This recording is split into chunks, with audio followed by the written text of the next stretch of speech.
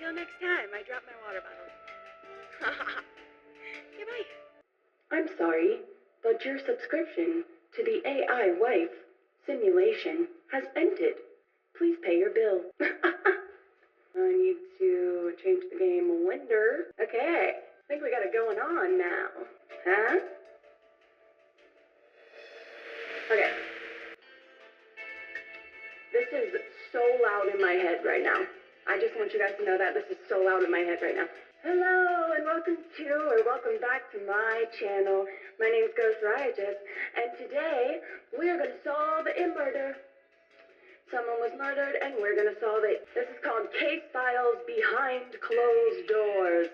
And, I don't really know what I'm getting into. Never played this before, never played any of the Case Files games, but I'm excited. We got this one, and then we have another one, The Death of Paulina Williams. So maybe this will be a series, maybe this will just be one big video with two different cases in it. I don't know. We'll see what happens, but I'm excited. New game. New game. Yes, begin the case. Begin it.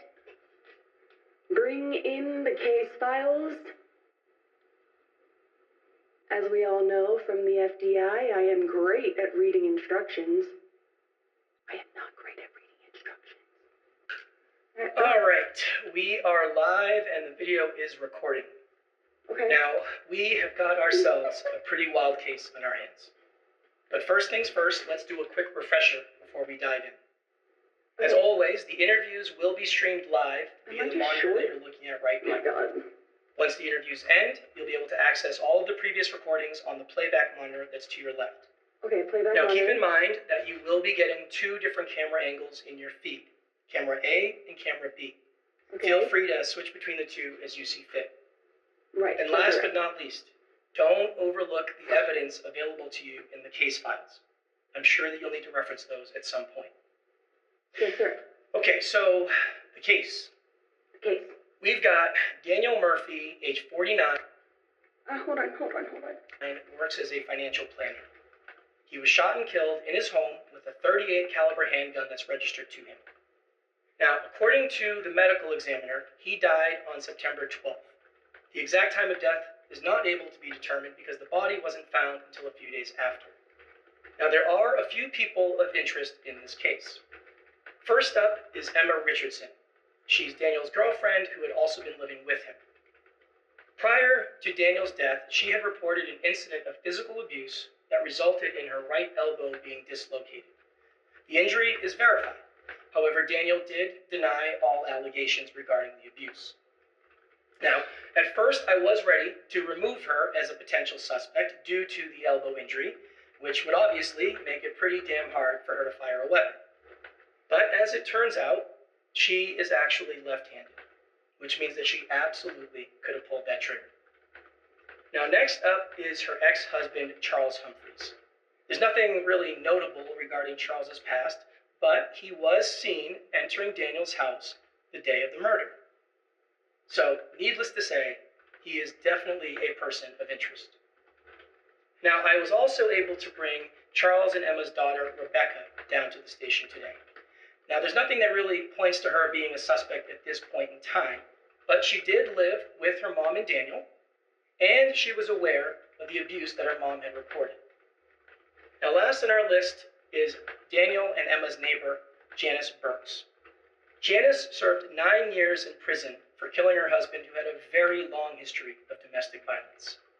Now, the main reason that I brought her down here today is that she was also seen entering Daniel's house the day of the murder. So yeah, that's two people that were seen entering Daniel's house the day that he was killed. All right, now that is the basic overview. Okay, you can dive in deeper with the case files or some of the security cam footage that we also subpoenaed. That footage is already loaded up for you on the playback monitor. Oh boy. All right, now let's figure out what the hell happened here. All right, I got my focus. I'm going to bring Emma in here first. Let's see what she has to say. All right, we'll see you in a few. Let's just review all of that information because holy crap, okay? Okay, I had to move my character because you guys can't see this. This. I I wrote down notes while he was talking, and none of them look like they make sense because I was in a rush. However, I will read them to you and interpret any ghost hieroglyphics. We got Dan Murphy. Was it Dan Murphy?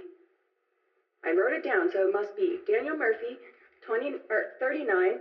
He was shot with a .38 caliber handgun that was registered to his name, but we don't think he killed himself. It registered to his name September 12th. The body was found a few days after, so we couldn't determine the exact time of death, but they killed him on September 12th. Emma Richardson is his girlfriend. She's reported incidents of physical abuse. Dan denied these incidences, but her injuries were verified. She did have the injuries. So, it's kind of like the situation probably where the cops didn't have tangible proof he was beating her. Lots of bad things happen. The cops never did anything because he denied it, and she just had a broken elbow because she fell down the stairs at church or something. I don't know. That she had broken bones. They dislocated bones. They did nothing about it. She reported the abuse. Now, Emma Richardson has an ex-husband. His name is Charles Humphrey.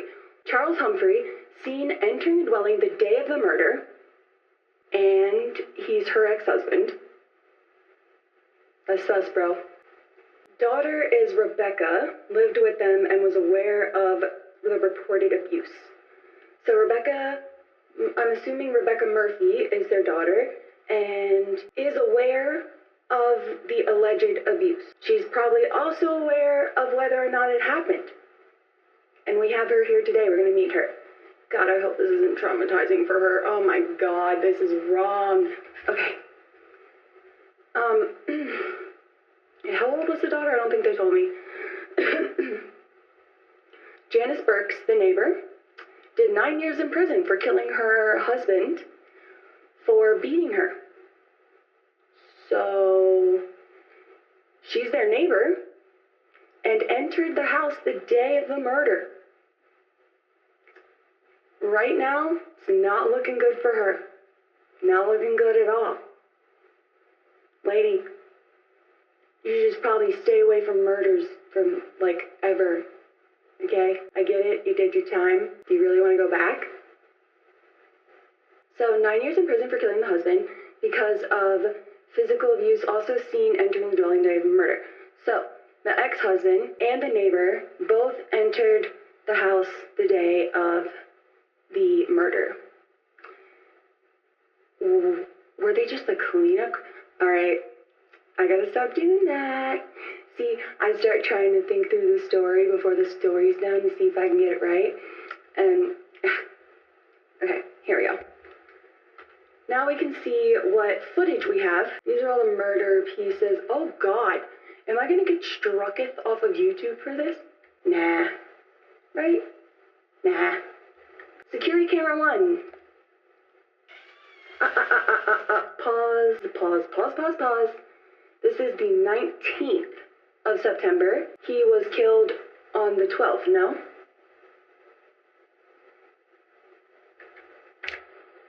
What good is this to me? What is this?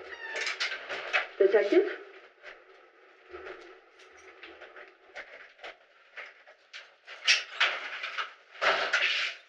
Hey, asshole. You like to hit women, huh? What are you talking about? Oh, no, Get your hands off me. I know what you did, Emma. Look, I don't know what she told you, but I didn't lay a finger on her. Oh, shut up and cut that shit. I know what you did. If you ever do that again, I will kill you. I will fucking kill you. Do you understand me? No, whatever. I will end you. You got that? I will fucking end you.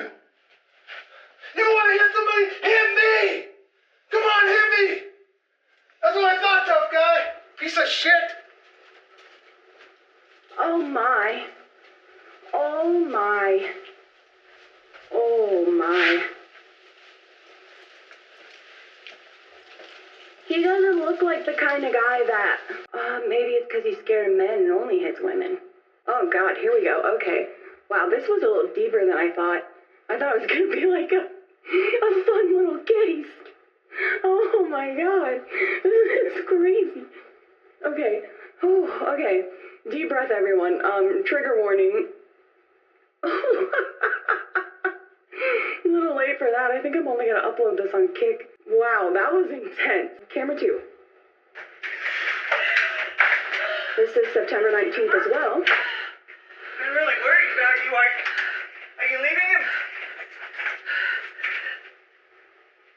Are you alright? We can talk later. I gotta go. Are you sure to tell me now? Just Look, I said we can talk later. I gotta go. Okay, I got you. You go ahead, I'll get the suitcase. Okay. I'm looking in the window.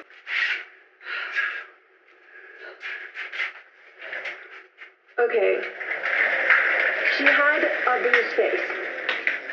This young lady had a very bruised face. So she's got a brace on her right arm, which means she could have shot with her left. Still, holding that brace and, well, it's a .38 caliber. It's not gonna, you can shoot that thing one-handed for sure.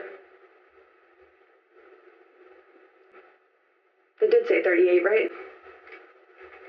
Yeah, killed with 38. You can wait a minute. I gotta go through these footage. Judges. Young girl, maybe the daughter.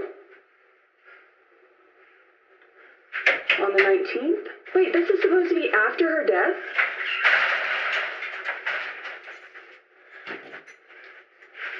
After his death.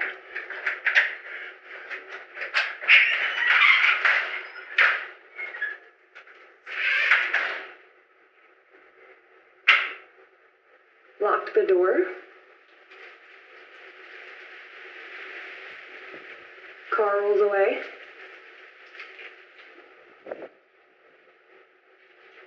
I hear a car rolling away. Or pulling in. Is that a garage door opening?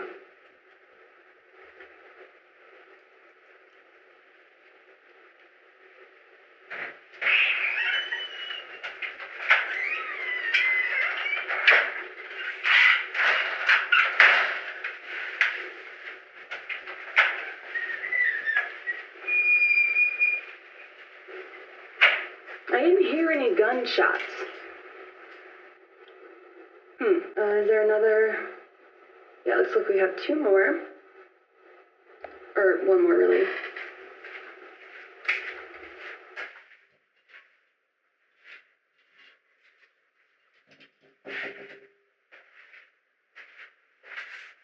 Okay, this is that ex-husband, I think. He shows up. He's looking for the key, but it's not there because the neighbor has it.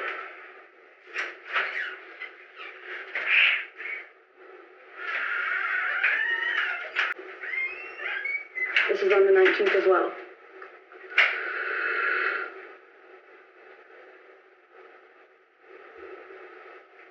How does he react? There's definitely a dead body in there. For sure a dead body in there. What time is this? I don't have a time.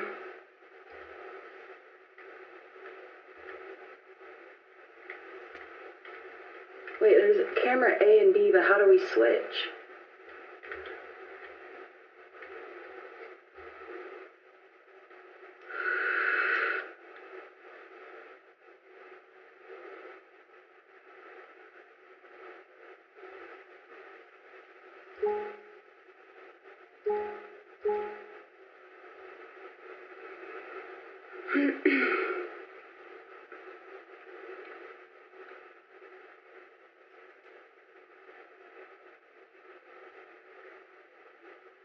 No noises.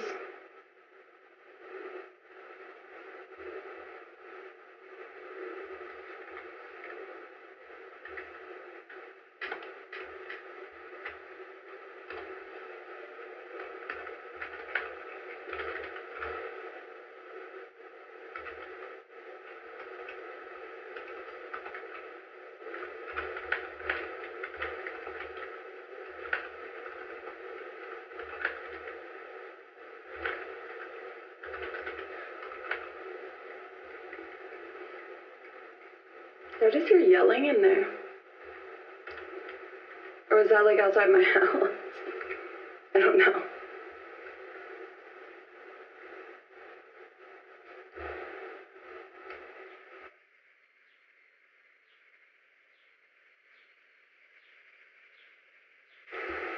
panic button or some kind of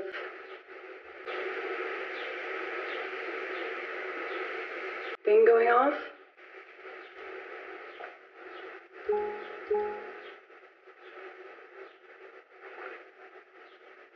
Yelling and or dogs barking?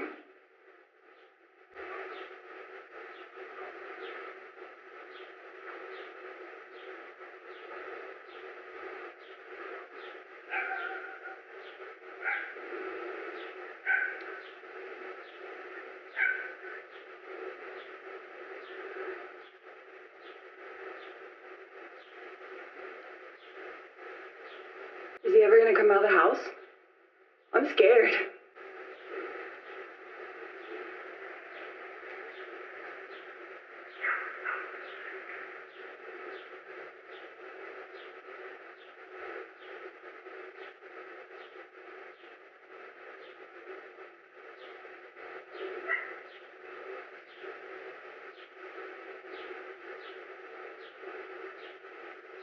He was the last person to leave the house.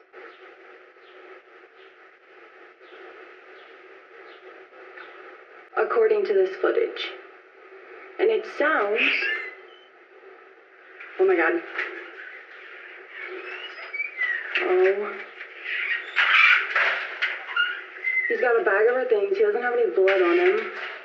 He has the same clothes he went in with. I'm lost so far. Let's see if any of these had a...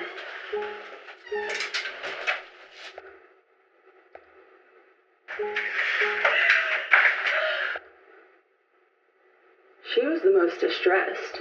But I mean, she could have just gotten beat.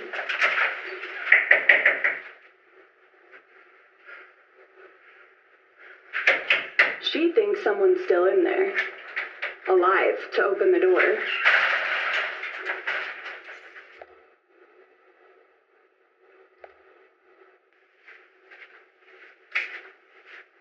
He knows that nobody's in there to open the door. He absolutely knows for a fact.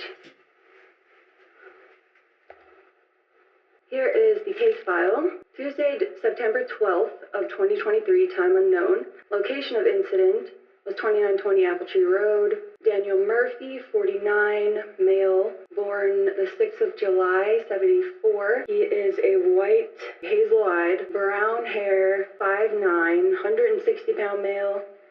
He was the victim of a gunshot wound in the abdomen, potential homicide. Suspects information. Emma Richardson, 47, female, white, live-in girlfriend. Profession, junior account executive. Charles Humphreys, the ex-husband, he's a white 52-year-old male with, they don't tell us what color his hair is, but it's also white. Relationship to victim, Janice Burks is the next door neighbor. A female white debt collector, Rebecca Humphreys, is the daughter, she's 20. A female white college student / Bartista, and the girlfriend's daughter. Okay, so this is not his child, it's the girlfriend's daughter from the previous marriage. On the afternoon of Friday, September the 15th, at approximately 3:17 p.m., officers entered the victim's home after a concerned co-worker tried and failed to reach the victim via phone and text message for several days. The front door to the home was found unlocked. The rear patio door was found partially open. The victim was found deceased in the master bedroom with a single gunshot wound in the lower left abdomen. There were signs of a possible struggle. The victim's toxicology report revealed extremely high levels of alcohol consumption, which is consistent with the large quantities of alcohol found in the living room. The victim was shot with a .38 caliber handgun, which was found in the victim's right hand. No usable fingerprints were found on the handgun. Based on an autopsy report and crime scene investigation, it appears that the cause of death was shooting by a third party. So he was killed. He was definitely killed. It wasn't unsubscribing to life. Let's see. Domestic incident report. This was from her domestic violence report on September 9th, 2023. So this was shortly before. On the evening of Saturday, September 9th at approximately 9:20 p.m., Richardson claims that Daniel physically assaulted her after the two engaged in a verbal argument. The claim is that Daniel physically cornered Emma in their kitchen and refused to let her leave. In an attempt to escape the situation, Emma Richardson claims that she pushed Daniel Murphy away from her. In return, Daniel Murphy grabbed Emma Richardson and forcefully threw her to the ground. This ended the domestic incident. Emma Richardson was then promptly escorted to Fisham County Medical Center. There were no eyewitnesses, however. Emma Richardson's daughter, Rebecca Humphreys, claims that she heard the argument from the upstairs bedroom. Description of any injuries. Emma Richardson suffered a dislocated right elbow, which she claims is a direct result of the domestic incident. She was treated at the Fisham County Medical Jail. Signature of complaint, optional. She signed it on September 10th. Suspicious. Medical examiner's office, autopsy reports, gunshot wound in the abdomen, homicide. Date and hour, time unknown, but it happened on the 12th. The autopsy was done on the 16th. 49-year-old man with a single gunshot wound to the abdomen was found deceased by law enforcement approximately 3 days after his death. There was a clear evidence of excessive alcohol consumption. The crime scene showed possible signs of suicide, but there is no medical or ballistic evidence that supports this, making the suicide highly unlikely. The victim was shot with a .38 caliber handgun, which was found at the crime scene, in the victim's right hand. Cause of death appears to be shooting by a third party, resulting in organ damage and excessive blood loss. Gunshot wound. Single gunshot wound to the abdomen, internal and external bleeding, punctured left kidney. Bullet entered through the lower left abdomen and proceeded through skin, soft tissue, and the left kidney before exiting the victim's lower left back. Bullet entry and exit is consistent with the shooting being done by a third party. Toxicology. Alcohol BAC level of 23. Traces of diphenhydramine, likely from sleeping pills. Why? Somebody was trying to get him unable to fight back. But he didn't seem like he wanted to fight back to that guy that come up and basically put him in a chokehold. I feel like that's important. Alright, close your eyes if you don't want to see this. It's definitely fake. This is a fake picture. This is just from the movies, kids. It looks like we got... Now, how the hell would he stand like that and just shoot? Ain't no way. Ain't no way with your... Hold on, I just tried to reenact it. Anyway, that happened. Wait, there's a note. There's a notebook. Huh. Interesting. Alright, I'm sure we'll see the notebook. Oh yeah, that's fake as heck. That's just strawberry syrup. That's a nice weapon he's got there, but, I really highly doubt he shot himself with that. But I just really don't think that he did. But I don't know, I could be so wrong. We got tons of liquor, poker cards. Who was he playing poker with? Who was there? You know? The shoes are off. He was in here chilling. His phone's in the living room. Why would he have went back to the bedroom after he was sitting here, like, chilling, playing cards? I don't know. We'll find out. We'll find out. He's got takeout for 2. He has takeout for 2.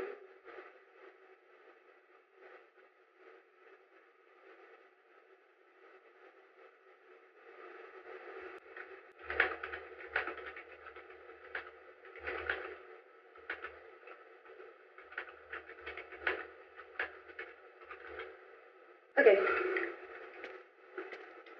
What are these? Oh. We've got the messages. Okay, here we go. Let's see. Sender. It looks like we got some messages from Rebecca and her friend at school, Sydney. So Sydney says, any chance I can check your notes from yesterday's psych class? I totally spaced and forgot we had class, LOL. And Rebecca said, yeah, you can check my notes. I'll email them later today. Sydney says, thanks, you effing rock.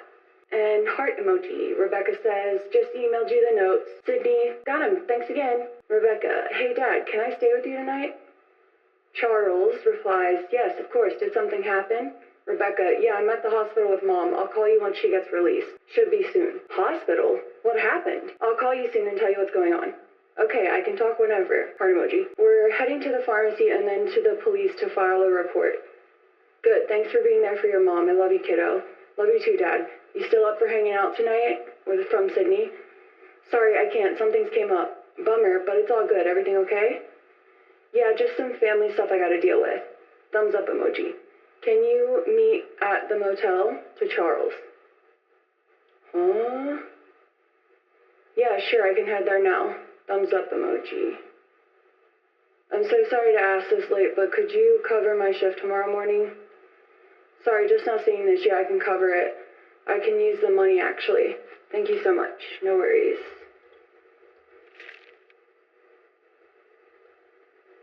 This was the 9th. Everything prepped for tonight's dinner meet. This is Harry and Daniel. Harry said this.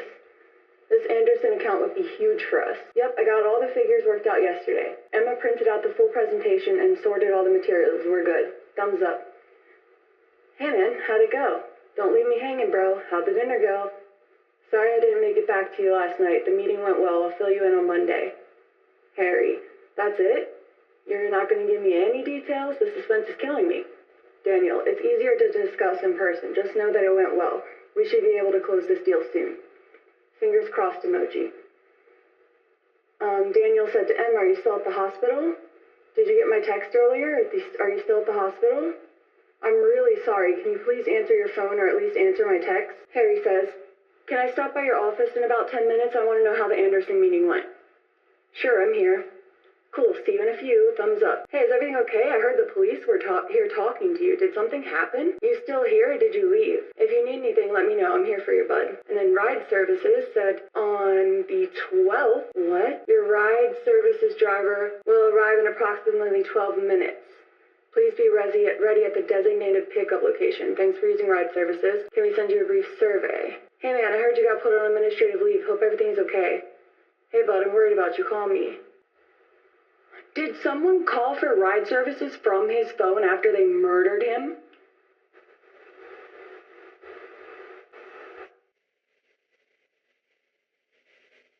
Bro, this is wild. Okay. Let's see who we got. Alright, Emma and everyone. This is the wife. Hey, I just wanted to thank you for all the help you've given the team lately. Really appreciate it. Harry? Oh no, this is, okay. Of course, thumbs up emoji. Janice, which is the neighbor. I heard some pretty bad arguing and banging sounds coming from your house. Is everything okay? Sorry for getting back to you so late. Yeah, we had an argument. He threw me to the ground. He hurt me pretty bad at the hospital now. What? Oh my god, want me to come to the hospital? No, it's okay. Rebecca's here with me. Okay, but please let me know if there's anything I can do. I can't believe this. Emoji heart. How are you doing? Better. Getting discharged later today. Oh, thank God. Please let me know if there's anything I can do. Will do. Thank you. Daniel, are you still at the hospital? Emma to Charles, can you meet Rebecca at the Best Day Motel? Sure, I can be there in about 30 minutes. I still can't believe this shit. So sorry this happened. This was on the 10th. Thanks, Charles. See you at the motel. So she got her daughter a motel. But not her? Daniel, did you get my text earlier? I'm really sorry. Emma to Charles. On the 11th, I really need to see you. Can you be at the motel in an hour? Yes, of course. I'm wrapping up a showing now. Timing is perfect. See you soon. Thank you. Janice said, just wanted you to know I'm thinking of you. Sending lots of love. Emma, thank you. Janice sent a heart. Charles said, are you going to be at the motel later? Emma said, yeah, why? Charles said, I need to talk to you. This is on the 12th at 10-something a.m. Okay, stop by whenever. Sounds good. Be there around 6. Thumbs up. Oh, no. Charles, it's not looking good for you, bro.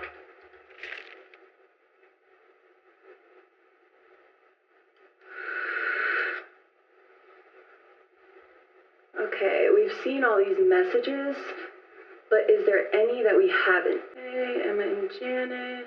She got an Amazon order on the day that he died. Wonder what that Amazon order was. I think we'll find out.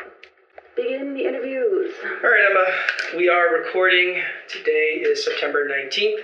I am Detective Martin Ruiz, badge number 7621, and with me here today is Emma Richardson. So, Emma, can you please go ahead and spell your first and last name for me? EMMARICHARDSON. Thank you. And can you please acknowledge that this statement is being video and audio recorded and that you are consenting to this recording? Yes, that's correct. All right, and lastly, I just need you to acknowledge that we've already gone over your rights and that you are willfully making this statement. Yes, that's also correct. All right, thank you, Emma. So, yeah, let's just keep it simple and start with you telling me where you were the day of Daniel's death. I was staying at a motel. And which motel would that be?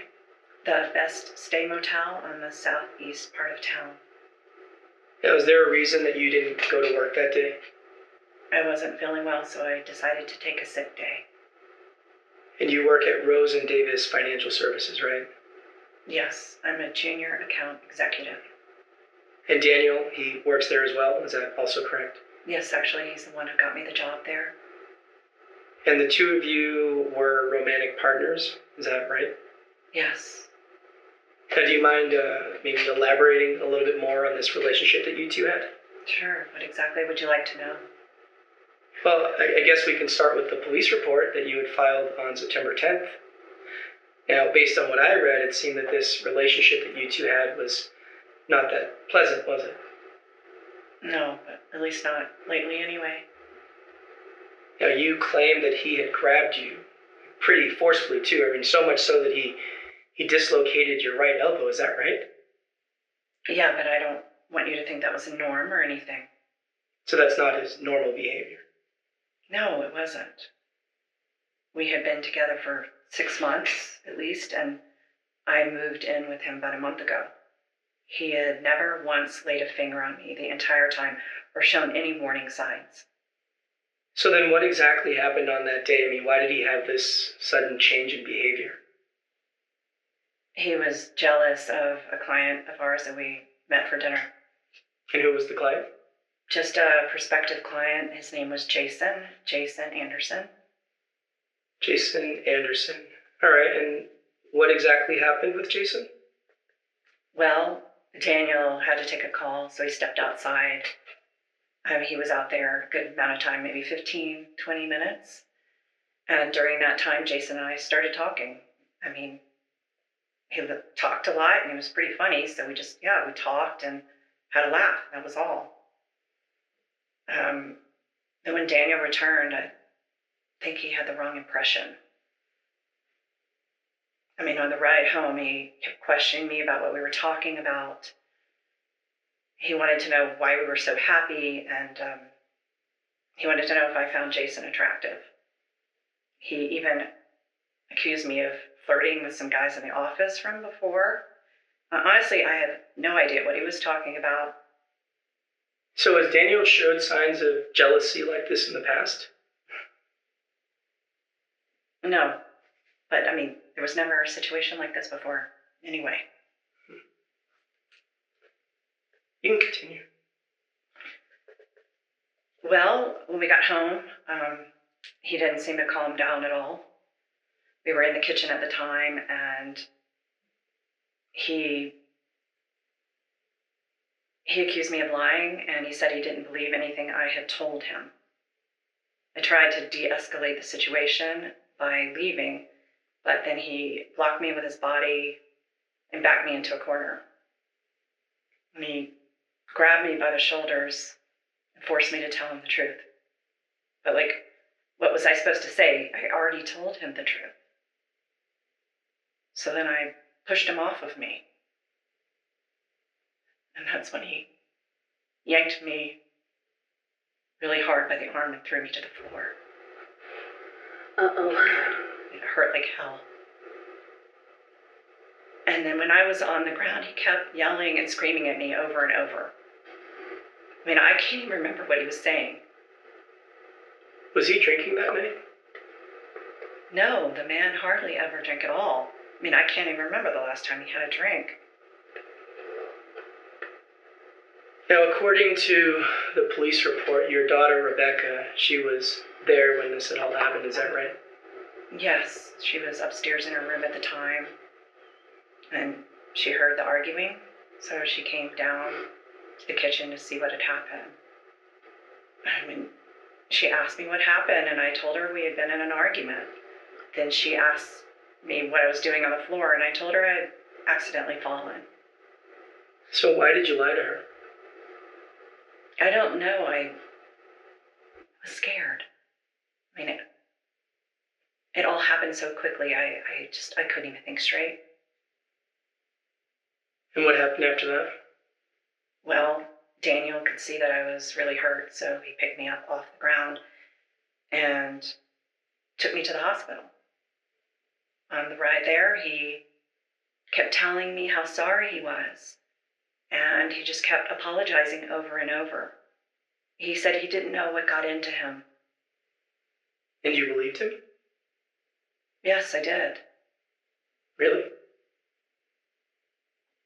It was a one-time thing. It was completely out of character. I didn't know what got into him. So yes, I did believe him. All right, and what happened after that? Well, he took me to the hospital, and we checked in, and that's when I learned that my elbow was dislocated. Then Daniel left, and Rebecca came to stay with me overnight. And then the next morning, I had time to clear my mind, and I told Rebecca exactly what happened. So you told her that he had actually hurt you? Yeah, she wanted me to press charges with the police, but honestly, I was hesitant. I didn't want it to turn into a big thing. But this was a big thing, was it not? I don't know, maybe. I mean, it was a big enough deal that you felt the need to file a police report, right? But that was Rebecca's idea. But yes, I was released from the hospital. We stopped and got some pain medication for my arm. And then we went to the police and filed a report. Then we went to the motel, I checked in, and Rebecca left to stay with her dad. And her dad, that's Charles, right? Yes, Charles. So was Charles aware of the assault that had happened? Odd. Yes, I told him that night. Was anyone else besides Charles and your daughter Rebecca aware of the assault? And the only other person was my neighbor, Janice. She must have heard the screaming And her father, because she texted Rebecca's to father. see if everything was okay. I wrote her back that same night and told her exactly what happened. Now, are you and your neighbor really close? Because, and this could just be a me thing, but that seems kind of a strange thing to tell a neighbor. Sure, somewhat, I guess. I mean, we look out for each other, as neighbors are supposed to. Now, I'm wondering, do you think that maybe one of those three would have a reason to kill Daniel? I mean, considering they now know how abusive he can be, I mean, maybe that was enough to push them over, the limit to maybe take matters into their own hands? Absolutely not. But what about you? Was that enough of a reason for you to kill Daniel? Maybe make sure that he never lays a finger on you again? Absolutely not, no. Like I said, it was a one-time thing. It wasn't that severe. Wasn't that severe? Emma, I'm staring at you and you have a dislocated elbow. Now, I don't know about you, but to me, that is pretty damn severe. Look, the guy got jealous, okay? I mean, he'd been under a lot of pressure at work, and he was in a shitty mood. Is this just a very submissive woman? He made a really poor decision that doesn't he usually immediately stick up for regretted. herself, or Is it okay that he hurt my arm? Of course not. But we can't change the past. maybe she really did feel like it was a one-time, And I do he believe lost he his was cool. truly sorry. But, like, Okay. also, after something like that happens, you can't just Fair go enough. back to them. You can't So, just Emma, is there anything else that you feel that I be able to trust them should right know after about that. this whole situation? None that I can think of. All right. We're going to take a little break. Just ask that you just hang here for a bit, okay? Okay. All right.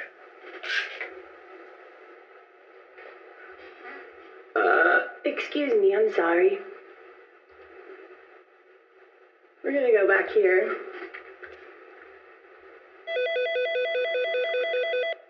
Hello? All right, you saw the interview. Go for Ruse. You think she's being completely honest? I really can't say for sure. What I want to know from you is if you think she's telling the truth about how severe the abuse was. And I'm talking both physical and verbal. That's a major piece of this whole thing. Whether she's being honest or not will give us a decent idea on how to move forward with this investigation. So let's make She's sure not we being really honest. judge this correctly. She's The right still approach trying should to get her to protect open up a someone bit more. or him. I'll trust your judgment with that. You tell me, and that's how I'll proceed with her. No rush. Look over whatever you need to and call me back. All right, talk soon.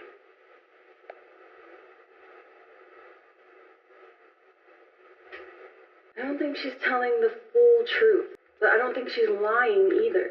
Okay, here's the police report. That was the police report of his death. Person making report, complaints may be filed anonymously, but she signed it. Or Rebecca signed it with her name. What is Rebecca studying for? That's what I want to know. All right, Emma. We are recording. Today is September 19th. I am Detective Martin Ruiz. He grabbed me by the shoulders and forced me to tell him the truth. But, like, what was I supposed to say? I already told him the truth. So then I pushed him off of me. And that's when he yanked me really hard by the arm and threw me to the floor. Oh my God, it hurt like hell. And then when I was on the ground, he kept yelling and screaming at me over and over. I mean, I can't even remember what he was saying. Was he drinking that night? No, the man hardly ever drank at all. I mean, I can't even remember the last time he had a drink. Now, according to the police report, your daughter, Rebecca, she was there when this had all happened. Is that right? Yes, she was upstairs in her room at the time, and she heard the arguing, so she came down to the kitchen to see what had happened. I mean, she asked me what happened, and I told her we had been in an argument. Then she asked me what I was doing on the floor, and I told her I had accidentally fallen. So why did you lie to her? I don't know, I was scared. I mean, Scared of your it all daughter? happened so quickly, I couldn't even think straight. And what happened after that? I want to say she's Well, lying about Daniel the could see severity that I of was really abuse, hurt, so he picked but me up I off don't the know if ground she knows and the me to the severity hospital. of the abuse. I think she's kind right of there, he shut kept away telling from me it. how sorry he was. And he just Like kept she's apologizing blinded over and by over. it, maybe. He said he didn't know what got into him. And you believed him? Yes, I did. Really? She does. She does believe him. It seems. It was a one-time thing. It It was really seems completely like she out did of believe him. character. I think someone killed him for her because they heard he beat her. So yes, I did believe him. All right, and what happened after that? Well, he took me to the hospital and we checked in, and that's when I learned that my elbow was dislocated. Then Daniel left and Rebecca came to stay with me overnight. And then the next morning I had time to clear my mind, and I told Rebecca exactly what happened. So you told her that he had actually hurt you? Yeah, she wanted me to press charges with the police, but Honestly, I was hesitant. I didn't want it to turn into a big thing. But this was a big thing, was it not? I don't know, maybe. I mean, it was a big enough deal that you felt the need to file a police report, right? But that was Rebecca's idea. So, but yeah.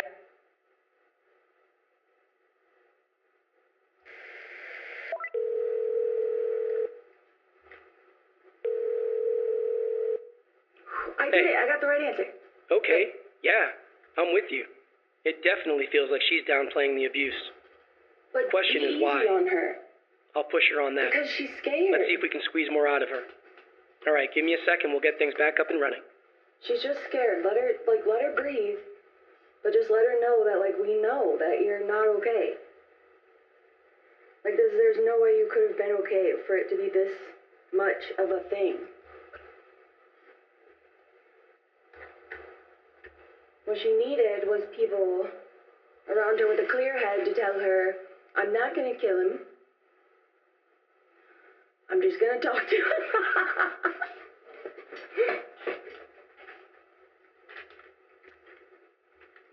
Detective Ruse, ready to start the interview. Interview.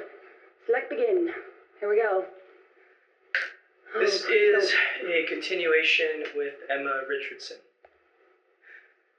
Now, Emma, I gotta say, I don't think that you were telling me. Please be easy on her. I don't want him to be bad cop, you know? About what?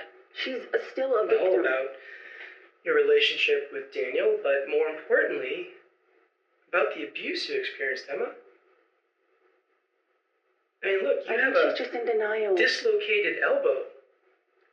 The guy put you in the hospital, and for what? Because he was jealous?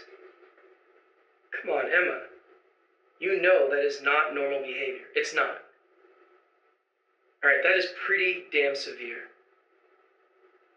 Now, what I'm trying to wrap my head around is, why are you covering for this guy? Why are you downplaying everything that happened to you?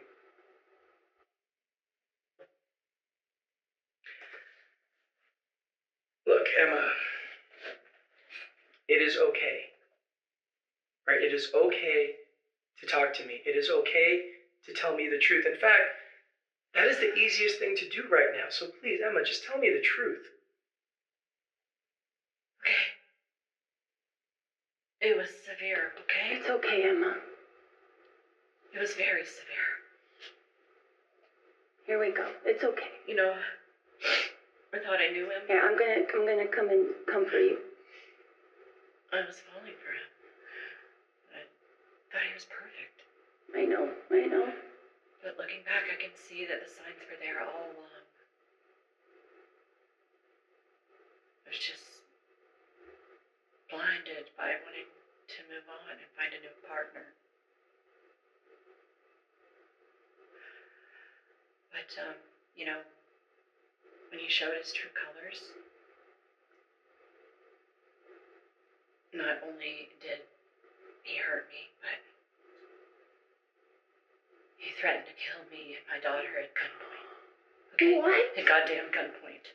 Wait, What? I'm sorry. When did that happen? You don't think that was important to tell the police? I think it was a Monday. Okay, can you tell me exactly what happened? I stopped by the house that afternoon to pick up some of my stuff. I knew he'd be at work, so it was a good time to go. I was there maybe 5 minutes, and that's when he showed up. Public service announcement, if anyone ever threatens to kill you... I was packing, and he could clearly see that I was leaving. This must have really Don't take that lightly. Even if they're all talk, he immediately they might get pushed one day. to the bedroom closet. That's scary. Take care of yourselves, general public. Shock. I didn't even know he had a gun. And then he threw me on the ground and pressed the gun really hard against my forehead. He kept yelling that the police were questioning him at work apparently, after I filed the reports, some cops were questioning people. They even questioned some of my neighbors, including Janice.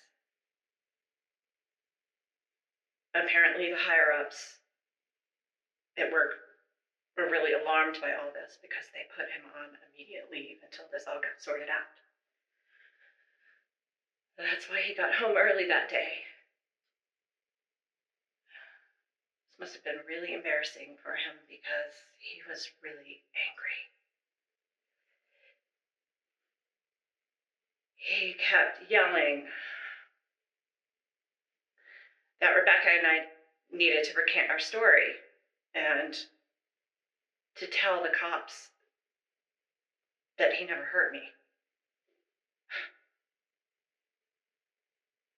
I mean, he kept saying that he was acting in self-defense and that I pushed him. He was literally trying to make it seem like it was my fault. And then he made it a point to tell me that he was in control of my life. My job, my home, everything. And that he could take that away anytime he wanted. I was muted. So then he Rip. told me that if we didn't tell the police his version of what happened, that he wouldn't think twice about putting a bullet in each of our heads.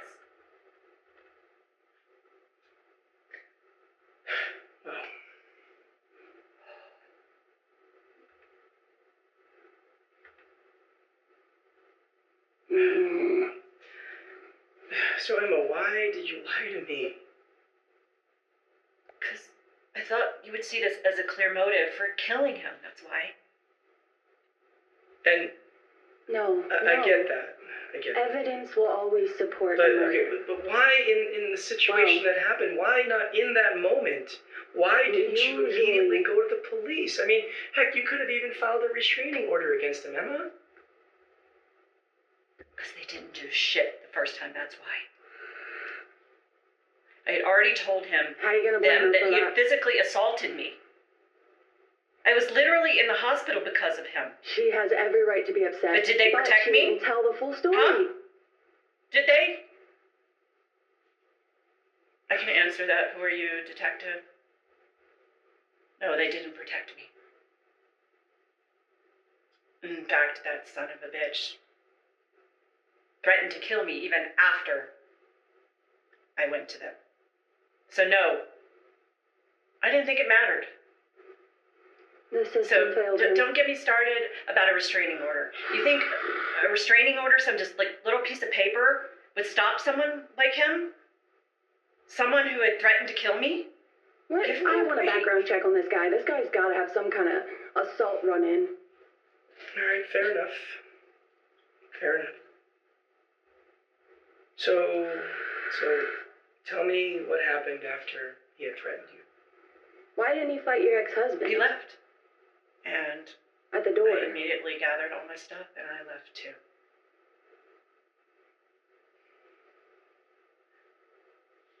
Now there's a flaw here though. Right? I mean, there should be security cam footage of Daniel coming in the house and leaving the house, right? During that time. I mean, we have footage of you. We have Unless footage of you and Janice, but we he was literally have having a date. absolutely no footage of Daniel during that time at all. That's because he came in through the back. He didn't use the front door. It was like he was trying to catch me off guard or something. I could believe And that. I'm going to assume that because you guys don't have a security camera in the back, then that means there's no record whatsoever of him coming in or out of the house. Does that sound right? Correct.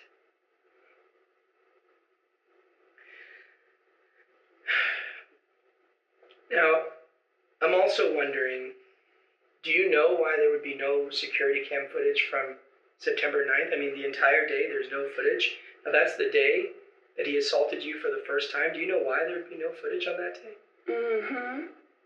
I don't know. Maybe he deleted it. That is certainly a possibility. Or you delete. Why did she make that face? Hold on. All right. Rebecca Look, deleted it. Emma, assuming that everything you told me is the truth, right? I want you to know that everything, and I mean everything that has happened to you, none of that is your fault. I know. Good.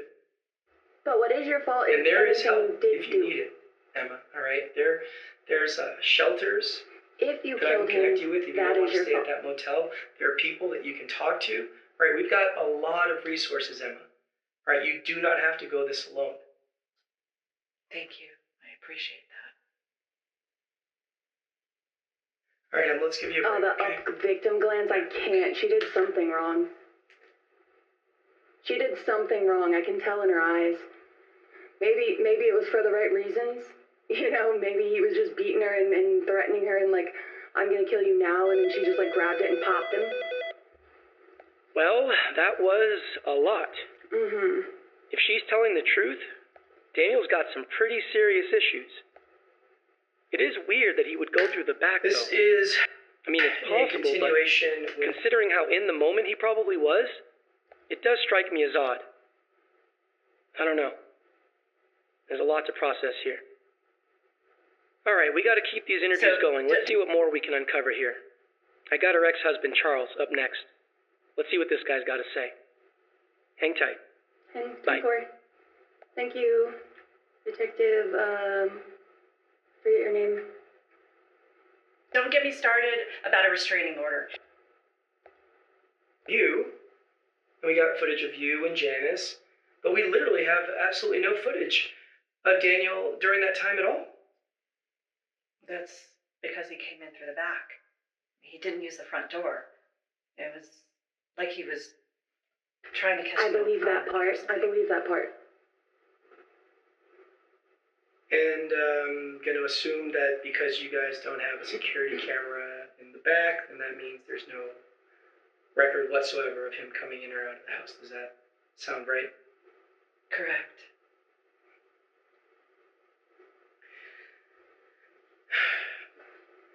Now, I'm One also second. I just want to change one thing. Okay, back to the interview. wondering, do you know why there would be no security cam footage from September 9th? I mean, the entire day, there's no footage. Now, that's the day that he assaulted you for the first time. Do you know why there would be no footage on that day? I don't know. Maybe. Why did she smirk? deleted it. She's smirking. That is certainly a I possibility. don't believe that. I don't believe that at all. Nope. Look how Alright, she's clenching her jaw. She's either really Look, Emma, anxious about assuming- something else going on in her brain, or That everything you told me is the truth. she's lying. Right, I want you to know that everything, and I mean everything that has happened to you, That's insane. none of that is your fault. But, I know. you know, good people get pushed to do crazy things when And they're there is threatened. help if you need it. But Emma, it's alright? only if you're threatened in there's, that moment, the gun shelters is on you, that you should be able that to I can shoot connect them. you with if you don't want to stay at that You motel. can't plan a There are whole people murder. that you can talk to. Right, we've got a lot of resources, Emma. Right, you do not have to go this alone. Thank you. I appreciate that. Oh, I love the attention. I love the Alright, attention. let's Look give at her. you a She loves the break, okay? attention. Okay. Get out of here. Get out of my office. Okay, let's see. We're gonna start with Charles. I did not like that interview. She has some more to tell us, but that will probably be later. All right, Charles, we are recording. Today is September 19th. I am Detective Martin Ruiz, badge number 7621. And with me here is Charles Humphreys. So, Charles, we'll just start with you spelling your first and last name for me. Okay. CHARLES, And can you please acknowledge that this statement is being video and audio recorded and that you are consenting to this recording? Yes, I did. And lastly, if you can please acknowledge that we have already gone over your rights and that you are willfully making this statement. Yes, I did. All right, thank you, Charles. Okay, baseline. He clears his throat. So, Charles, let's just start with you telling me, why were you seen entering Daniel's house the day of his death? Well, I was doing a favor for Emma, right? I went there to pick up some items that she had forgotten, right? She didn't want to enter that house again, so I went there for her. And what sort of items were you picking up? It was like some clothing and other personal items, right? I didn't sort through the bag, so I'm not 100% sure what may have been in it. So you said bag. So you were there to pick up a bag of hers, is that right? Correct, right. She put it by the front door in the entryway. I walked in, I grabbed the bag, and I left. And Charles, you're a realtor, is that correct? Yes, that's correct. So that means you get to pretty much set your own hours, right? To an extent, sure.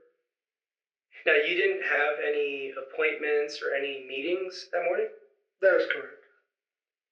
So, did you see Daniel when you went inside the house? No, I didn't. I didn't see his car in the driveway either, so I just assumed he wasn't home. But look, I didn't even go in the house. I just went in the entryway, I grabbed Emma's bag, and I left. That's it. Now, are you aware that Daniel had been killed on that day and that his body was found inside that house? I'm aware of it now, but at the time, no. I wasn't aware of it at the time. So what do you know about Daniel's death? I know that he was apparently shot and killed. I'm also aware it possibly could have been a suicide. He repeated, I wasn't aware of it twice. Do you believe that? Do you believe Also, that he he looked took his own down. life? Certainly seems like a possibility, yeah. So how well did you actually know Daniel? Not well at all. I mean, I mostly knew about him through Rebecca. I only personally met him a few times. A few times that I did meet him in person, he seemed like a pretty cool guy, right? He was friendly and upbeat, you know? Just a good all-around guy. It wasn't until much later that I learned about him abusing Emma. Needless to say, that changed my opinion of him real quick. Yeah, I could imagine. So tell me about Emma. What is your relationship like with Emma? Anyone would think that way. Emma and I are on pretty good terms, all things considered. We were married for almost 20 years. You know, we had Rebecca. Everything was going. We have Rebecca? But, I mean, slowly things just didn't work out like we had hoped. So we got divorced about 2 years ago. I mean, it wasn't an ugly divorce or anything like that. But we both agreed that it wasn't working out, so we decided to call it quits. And here we are. So do you still stay in touch with her? It's not like we're best friends or anything like that. You're the first person she called when she got beat. We are in touch from time to time. I think And do you're you like still best friends. care for her? Not in a romantic way, no. But as a person and the mother of my child, yes, I absolutely do care about her. So would you be willing There's to more do to that. anything for her? What, like murder? Yes, Charles, like murder. No, of course not. Look, I would be willing to do almost anything for her because I still care about her. But murder, no, absolutely not. So you're telling me that you did not kill Daniel when you went inside that house? No, of course not. Look, I told you I didn't see the guy, but if I did, I'm not going to kill him. He's lying. So what about Emma? You think that maybe Emma killed Daniel? I mean, she's got more reasons to kill him than anyone else. No, Emma didn't kill Daniel. That's ridiculous. And how can you be so I sure believe about that. Because she's not a killer. She's like the sweetest I believe person that. I know. She Well, wasn't what if even she able to stand up maybe for hired herself. I don't someone or think she killed got him. some help? You don't think that that's possible? No, I don't think that's possible. Well, look, Charles, the reality is that somebody killed Daniel, okay? That is a fact. Now, we know that Emma has been on the receiving end of his abuse, all right? Now, that has got to be scary as hell for her. Okay, now, Charles, I'm not saying that Emma killed Daniel, okay? But, Charles, we at least have to entertain the idea that maybe she wanted him dead. Now, I don't think that that's far-fetched at all. Hell, Charles, I have seen people killed for far less. All right, so you don't think that Emma maybe just wanted him dead? You don't think that that's possible? Look, I have no doubts that she wanted this man out of her life. That's obvious. But to think Emma would wish death upon him or anybody else for that matter? No, I don't believe that. I do not believe that she wanted him dead. No. You really don't? No, I really don't. All right, Charles, we're going to take a short break, all right? Just ask that you sit here for a bit and I'll be right back, all right? Yeah, no worries.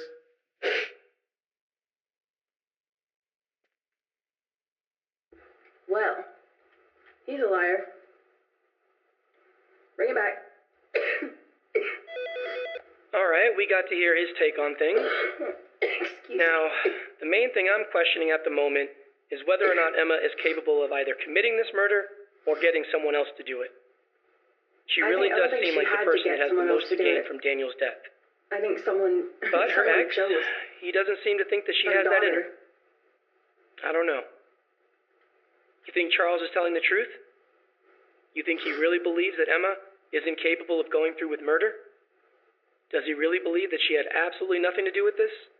Yes, he believes Again, we that. got to be careful with how we judge this. Pushing him in the wrong direction may not get us the info we need. I want to know what you think. I'll proceed based on that. So just give me a call when you know, and we'll go from there. That he needed to All right? talk to her Bye. until the day of the murder.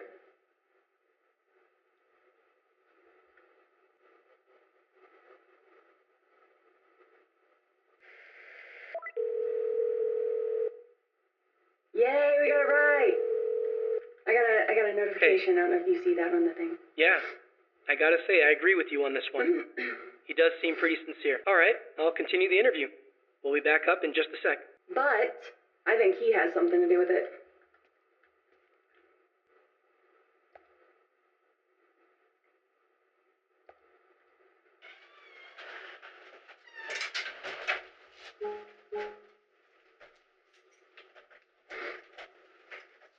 Hey, asshole. You like to hit women, huh? What are you talking about? Oh, no, Get your hands off me. I know what you did to Emma. Look, I don't know what she told you, but I didn't lay a finger on her. Oh, shut up and cut that shit. I know what you did. If you ever do that again, I will kill you. I will fucking kill you. Do you understand me? No, whatever. I will end you. You got that? I will fucking end you. He just fixes himself and brushes it off. I think this ex-husband has some resentment now.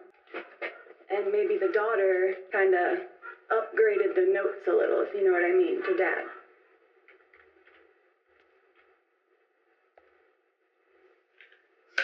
This is a continuation with Charles Humphreys.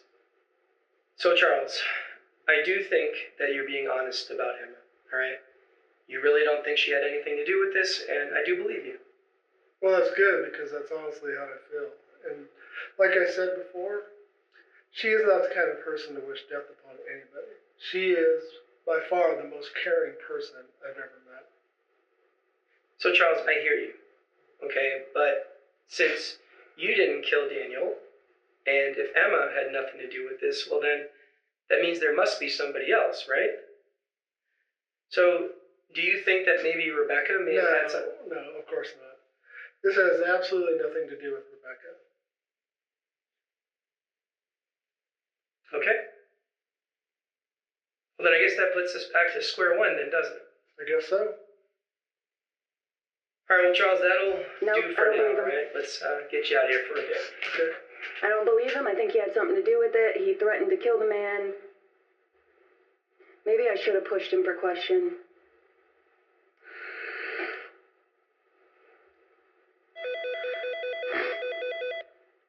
All right, that was pretty straightforward, I guess.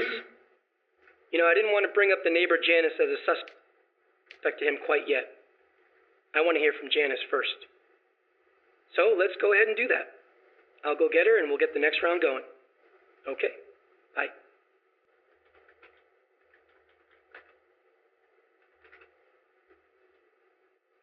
He threatened Dan. We're gonna remember that. All right, Janice, we are She's a recording. pro. She's already been to Today is prison. September 19th. I am Detective Martin Ruiz, badge number 7621, and with me here today is Janice Burks. So, Janice, let's please start with you spelling your first and last name for me. JANICEBURKES. And can you please acknowledge that this statement is being video and audio recorded and that you are consenting to that recording? Yes, sir. I do consent. And lastly, please acknowledge that we have already gone over your rights and that you are willfully making this statement. Yes, sir. We've already gone over my rights. Well, thank you, Janice. So let's just start with a little bit of context here now. You live next door to Daniel Murphy and his girlfriend, Emma Richardson. Is that correct? Yes, sir. That's correct. And about how long have you lived at that residence? Oh, I've lived there about a year and a half, sir. And prior to that, you had spent some time in prison, is that right? Yes, sir, 9 years. And that was for murder, correct? Yes, sir. You mind telling me what happened? Well, it's not a very complicated story. My husband at the time was very violent, very physical with me, and it had been going on a lot longer than I care to admit. One night, he beat me up pretty bad. Seemed like he was never going to stop. So, I stopped him. That's it. Then why did she go to prison for 9 years? And how is life treating you these days? Did she try to hide the body? I can't complain, sir. I'm alive. I'm healthy. I got a steady job. Just trying to live life right. God's been good to me. That's good. That's real good. I believe her. There. So what is But it she that looks you do for work? sad. I work collections. I call people who owe money on behalf of various different companies. And you do this from home? Yes, sir. That's right. Now, I don't mean to be rude or judgmental or anything like that, but I'm curious, how is it that you landed in that particular neighborhood? Because it seems like it would be a bit too pricey for someone with a job such as yours. Now, that is assuming that you do live alone. Oh, yes, sir, I do live alone. That house belonged to my mother. She bought it about 20 years ago. She paid it off early. When she died about 10 months ago, she left it to me. Oh, wow. Well, Wow. thank you for that explanation. W That detective. certainly makes sense. Now, I am curious, how well did you know Daniel and Emma? Oh, I know Emma pretty well. Daniel, not so much. When I moved in about a year and a half ago, Daniel had already been living there. They're pretty good neighbors. They're quiet. They stick to themselves. No parties or anything like that. I can't remember them ever having anyone over, in fact. Rebecca, their daughter, lives with them. She's pretty quiet, too. She sticks to herself. But honestly, in general, the whole neighborhood's pretty quiet, so they're no exception. So why is it that you got to know Emma more than Daniel? Well, it seems like Daniel works very long hours, but Emma works 9 to 5, so I see her from time to time when I went on my usual walks, and we'd stop and chat for a bit. She was one of the few people in the neighborhood who didn't look at me funny, you know? I mean, it's a small town where it gets around fast, and I'm pretty sure most of my neighbors knew about my past. They were scared, they kept their distance, but Emma, she treated me like a normal person, and I really appreciated that. And I always felt like I should kind of look out for her too, I guess. Now, what about Charles? What do you know about him? Well, who's Charles? So Charles, that's Charles Humphreys. That is Emma's ex-husband. Oh, that's right. I don't know much about him. I didn't ever meet him, and I don't remember Emma ever really talking about him. I'm sorry. Unfortunately, I don't know much about him. I don't believe this. So, given your relationship with Emma, I am assuming that you have a good explanation as to why you were seen entering and leaving their house the day that Daniel was killed. Oh, yes, I do. The mail carrier had accidentally left some of their mail in my mailbox that day. We've had some trouble with porch pirates recently, so I thought I should just take it over. I didn't want to leave it on their doorstep or anything, so Emma had told me about the spare key to use in case of emergencies or whatever, so I just used the spare key. I opened the door, I dropped the mail off in the entryway, and I left. Now, was Daniel home? Oh, not to my knowledge. I mean, his car wasn't in the driveway. That's where he usually parks it. And I didn't see him in the house either. Now, Janice, are you aware that Daniel had been shot and killed, and that his body was found in that house? Yes, officer. I was aware of that. The whole neighborhood was aware of that. And so you didn't see him or his dead body when you went into that house to drop off that mail? Oh, no. I mean, like I said, I just went in, dropped the mail off in the entryway, and then I left. Janice, did you really go into that house to drop off mail? Yes, officer, I really went into that house to drop off mail. All right. Well, look, Janice, we are going to take a real short break. I ask that you just sit here for a second. I will be right back, okay? Okay. All right. Back to the footage. Okay, we've met the neighbor. I'm curious to know what you think about this Janice lady. You buy that story that she entered the house to drop off some mail? Let me know if you think she's lying, and I'll continue based on that. All right, talk soon.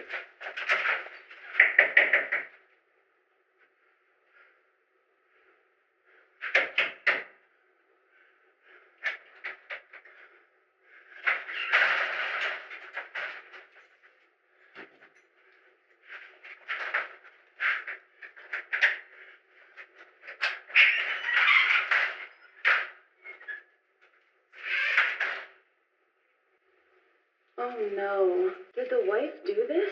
Have we been bamboozled? Ain't no way she was just in there to drop off mail.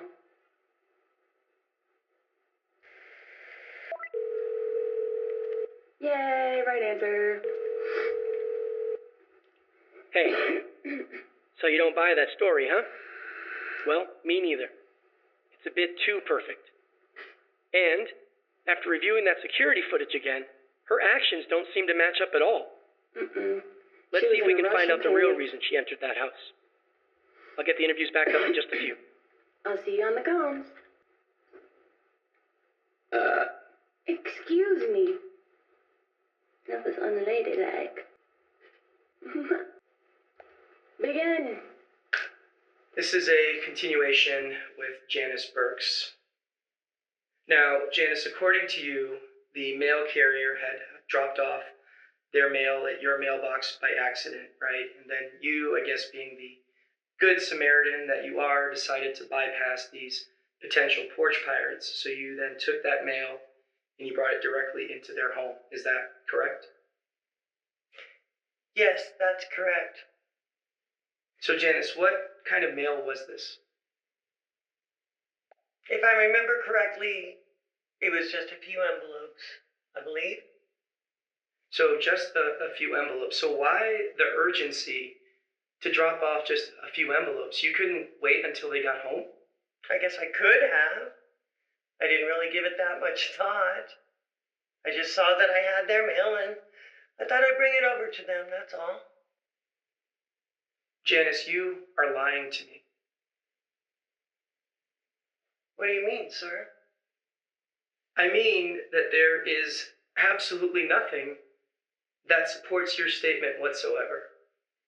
Look, you having their mail is no reason to go inside of their home. You could have simply just held on to their mail, Janice. And please don't tell me that you were concerned with porch pirates, because porch pirates are looking for packages, okay? Things that have actual value. They're not just looking for regular mail. Now, Janice, if you're going to lie to me, come up with something like I don't know, like there was a check in the mail or something like that, because then it would be a little bit more believable. Now, Janice, you are still on probation. Is that correct? Yes, sir. Now, do you think that lying to a detective who is trying to solve a murder case, do you think that is going to be helpful? Look, Janice, that is considered obstruction of justice, okay? Now, You are not a stupid person, okay? You're not. So we are going to try this again. Why were you seen entering their house the day that Daniel was killed?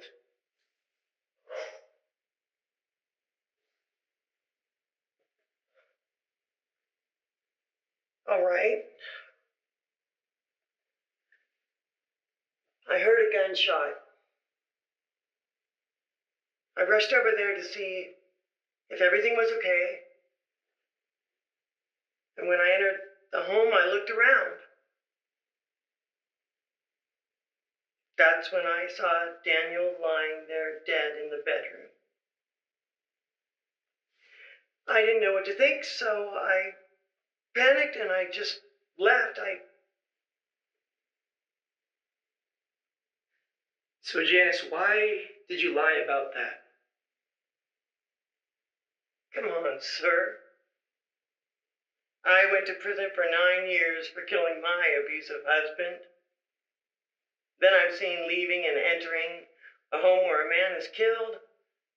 A man who is known to have physically abused his girlfriend. How do you think that looks? Well, not very good, to be honest. Not very good at all.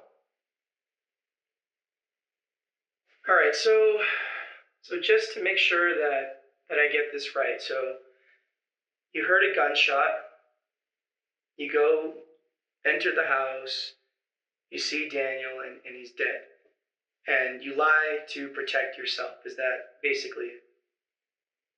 Yeah, that's it. So you're telling me that you did not kill Daniel? I did not kill Daniel. So Daniel was already killed when you had entered that house? Yes. And Janice, why should I believe you? Because it's the truth. The truth? Yes, sir.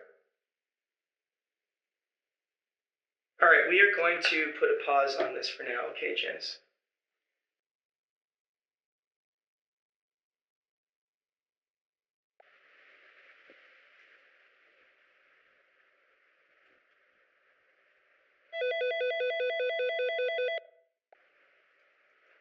Well, that interview certainly adds a new dimension to this whole thing. That is, of course, if Janice is being honest about finding Daniel dead. I honestly don't know. At this point, who knows? All right, I'm going to bring in Rebecca Humphreys, Emma and Charles's kid. Let's see if she can shed any more light on this case. There's All right, no way. let me go get her. You see how she came We'll be out of back the up in house all just a sec. calm? All right, Like, bye. I don't believe that for a second. Back to the interview. All right, Rebecca, we are recording. Today is September 19th. I am Detective Martin Ruiz, Oh, so today... badge number man. 7621. And with me here today is Rebecca Humphreys. So, Rebecca, can you please spell your first and last name for me? Yeah, first name is Rebecca. Last name Humphreys, Humphreyes. Thank you, and can you please acknowledge that this statement is being video and audio recorded and that you consent to this recording? Yes, I do. And lastly, just acknowledge that we have already gone over your rights and that you are willfully making this statement. Yes, I am. All right, Rebecca, let's start with you telling me where you were at the day of Daniel's death. Yeah, so that day I was over at my dad's house. So you were at your dad's house, but you don't live with your dad, do you? No, I don't, but I do stay with him sometimes. And you were there the whole day? Yeah, I don't really remember any reason to leave that day. So can you remind me, how old are you? I'm 20. So you're 20. Mhm. And you are a student at Fisham Community College, is that correct? Yeah, that's correct. So you didn't have any classes that day? Well, I mean, yeah, I did, but I had a very important paper that was due for my intro to psych class the next day, so I decided to stay home and focus on that instead, since my other classes weren't important. Now your dad, he wasn't at home, right? He was at work? Yeah, that's right. He usually doesn't get home until late in the evening. So is there anyone that can corroborate that you were at your dad's house the whole day?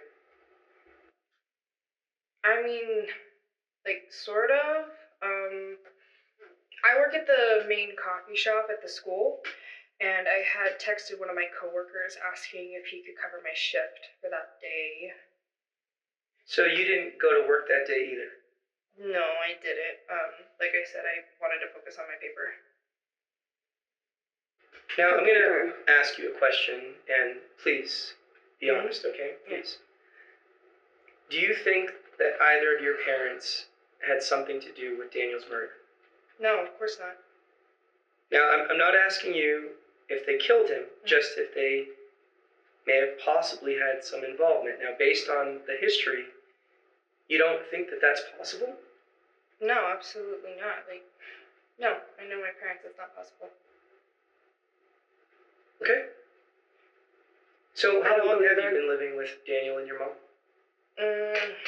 We officially moved in about a month ago or so, but my mom had practically been living over there 3 or 4 months before that. And you were aware that there had been some domestic issues during that time between Daniel and your mom, correct? Yeah. Can you elaborate? Well, first off, I want to make sure that you know that the domestic issues, as you put it, weren't happening the whole time that I've been living there. It was kind of all recent, actually. Sure. Gotcha. So yeah, please continue.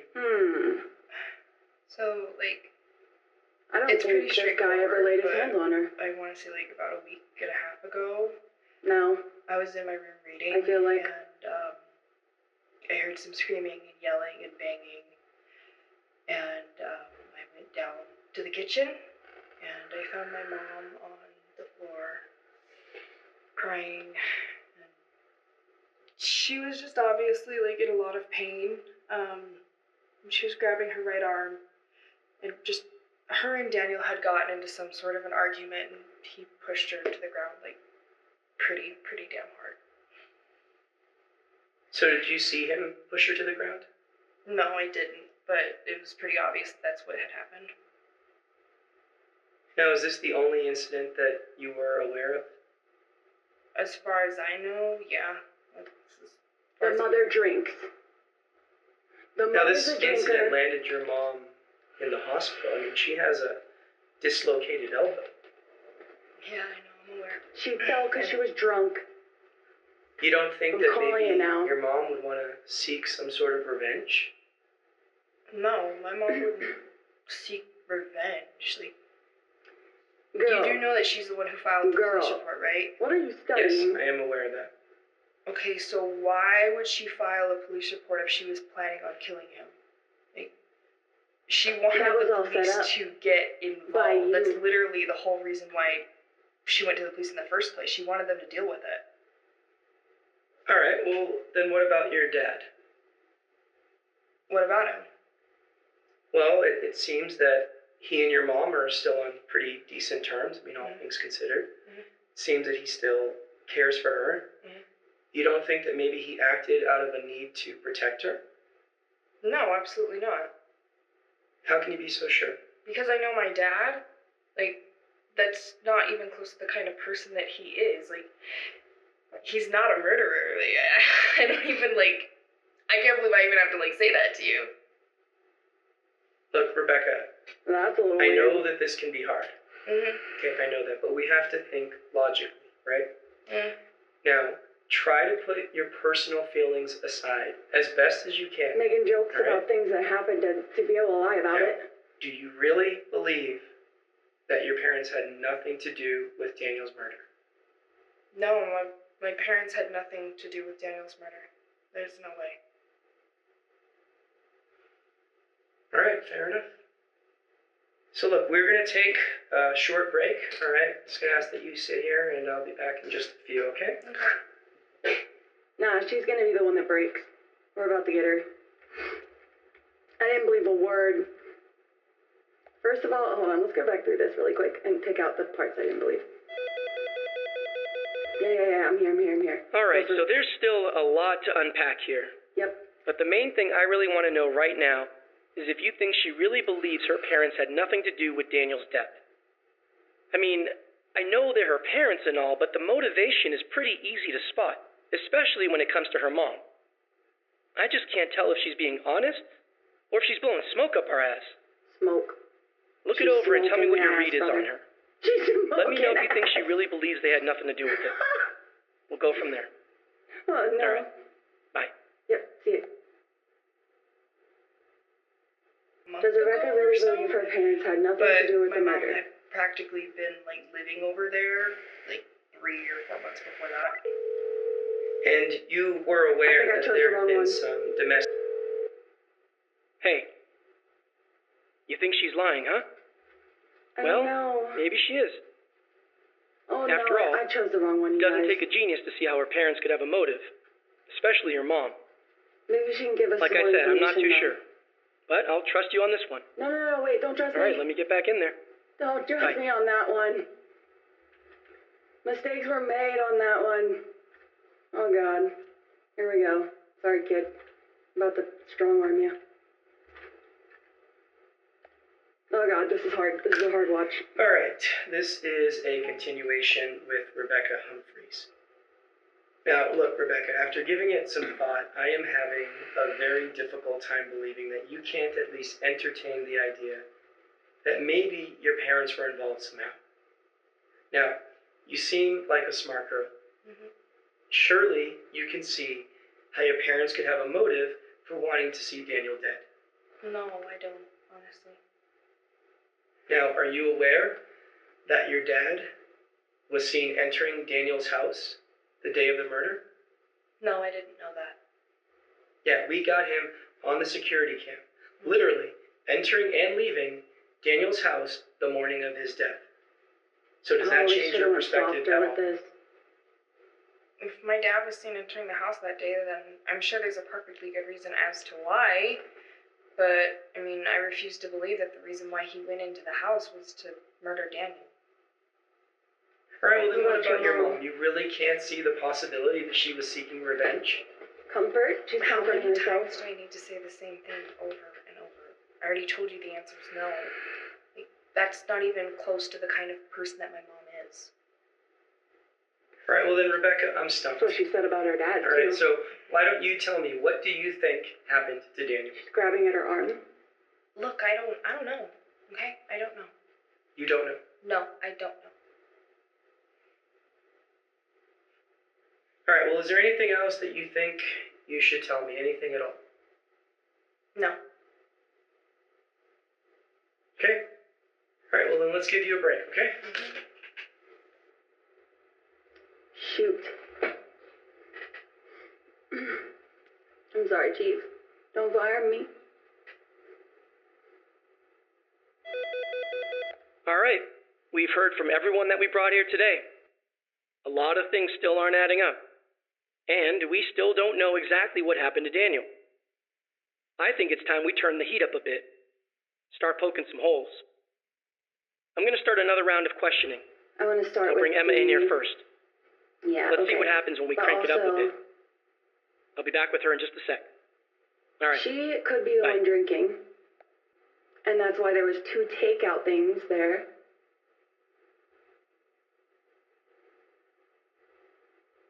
I think the man could have been cleanup crew. Or the daughter shot him. Oh my god, there's so many possibilities.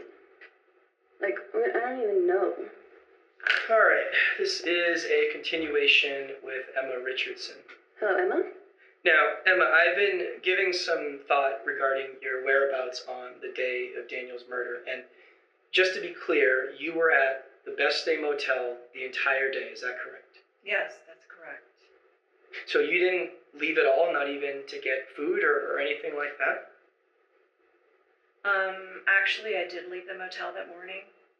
It was quick, though.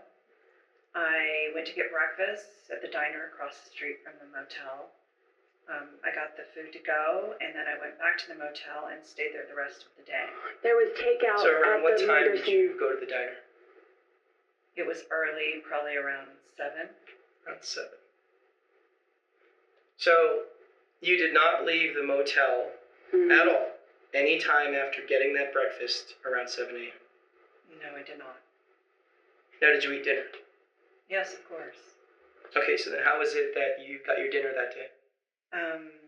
Charles stopped by that evening to bring me dinner. Well, that's very kind of him. Yes, it was. So what time did he stop by? I believe it was around 6-ish. Around 6-ish. Now, did Charles bring you anything else? Like what?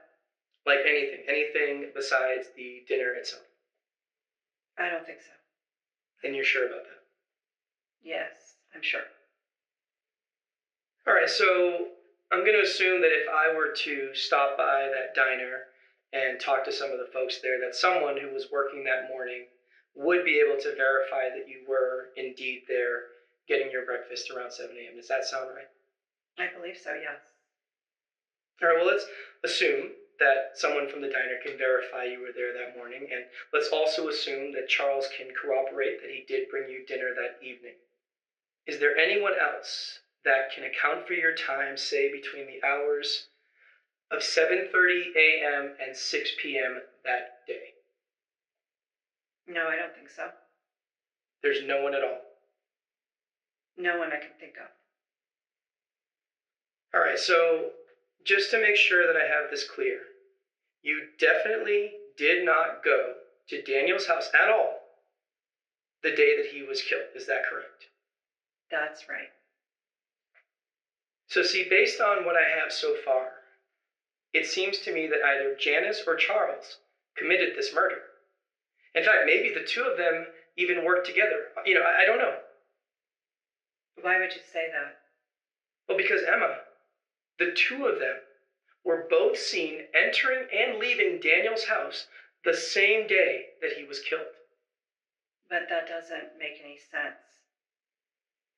I mean, neither of them would do something like that. Emma, how can you be so sure of that? Well, in Janice's case, she had no reason to do such a thing. She hardly even knew Daniel. Right, but she knows you. And she knows what you've been through.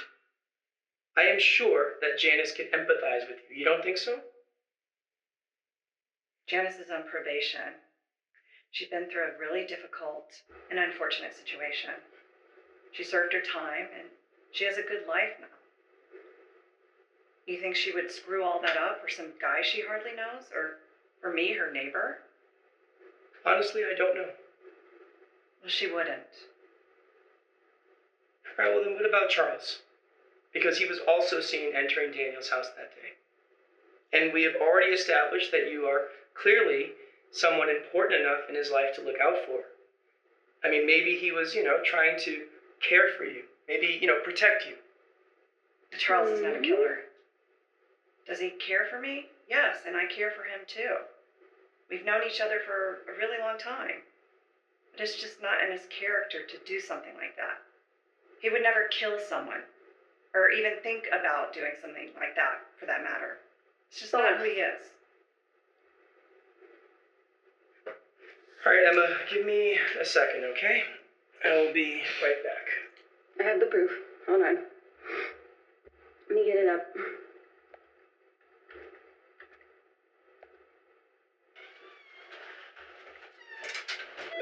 Well, I don't think this is adding up at all. I feel like we must have some evidence that contradicts her statement. Can you look over everything and see if you can find a clear contradiction? That'll add a lot more weight when I go back in there. I'm gonna get it for you, bud. Give me a call when you got something. Thanks. You got it.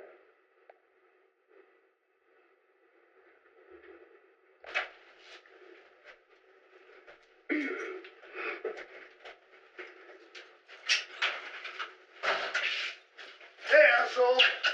You like to hit women, huh? What are you talking about? Oh, no, Get what your you hands doing off with me. me? I know what you did to Emma. Look, I don't know what she told you, but I didn't lay a finger on her. Oh, shut up and cut that shit. Yes, that's it. Kinda hard to argue that Charles isn't capable of murder, or at least thinking about it when you have him on video literally threatening to kill someone. That is good stuff. All right, let me show her this and see what sort of explanation she has. This is good. Thanks. All right, let me get back in there. Hang tight. All right, let's get back in this interview room and bust her story open. All right, this is another continuation with Emma Richardson. Now, Emma, you had told me earlier, and I'm paraphrasing here, but you said something along the lines of Charles not being capable of committing murder or even thinking about it. Does that ring a bell? Yes, absolutely. All right, I want you to do me a favor and turn your attention to the TV here. I want you to take a look at this.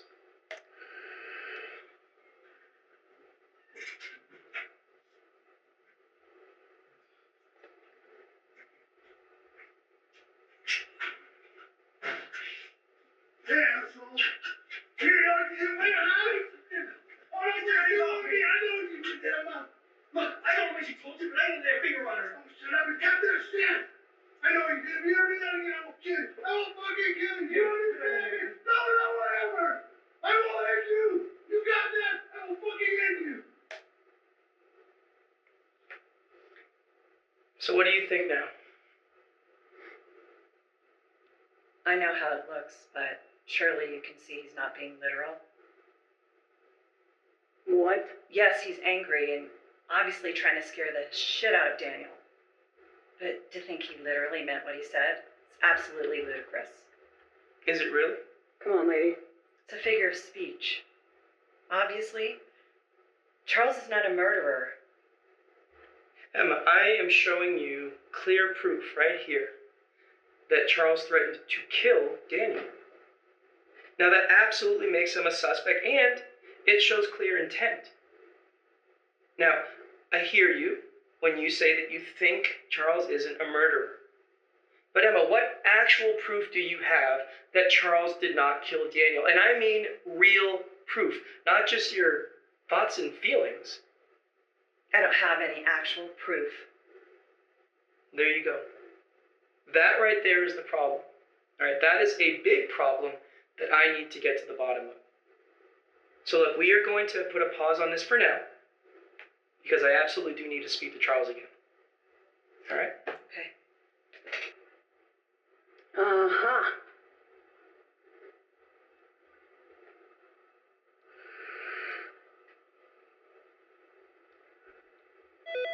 All right. Ghost. I think we're making some progress here. Time will tell. You did a good Chapter job right. finding the right evidence. So now, let's see what Charles has to say. I'm gonna get him back in here. I'll talk to you in a few. Do it.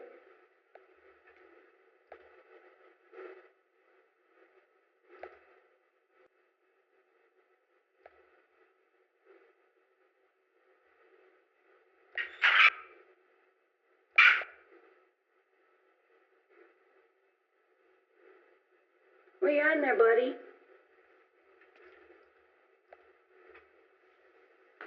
All right, this is another continuation with Charles Humphreys. So Charles, I want to revisit your relationship with Daniel.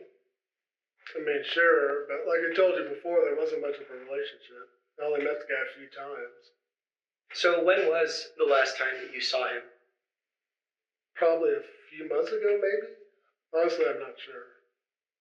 So you didn't see him on September 11th? Oh, yeah, that's right. Yeah, I do remember that now. Yeah, I saw him that morning. That's right. I'm sorry, I forgot about that. See, Charles, I don't know how you could forget that. What do you mean?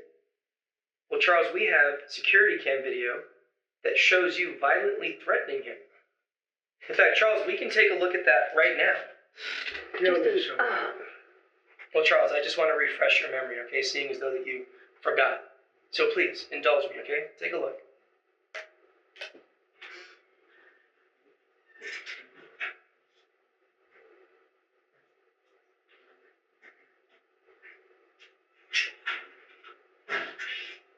Yeah, asshole.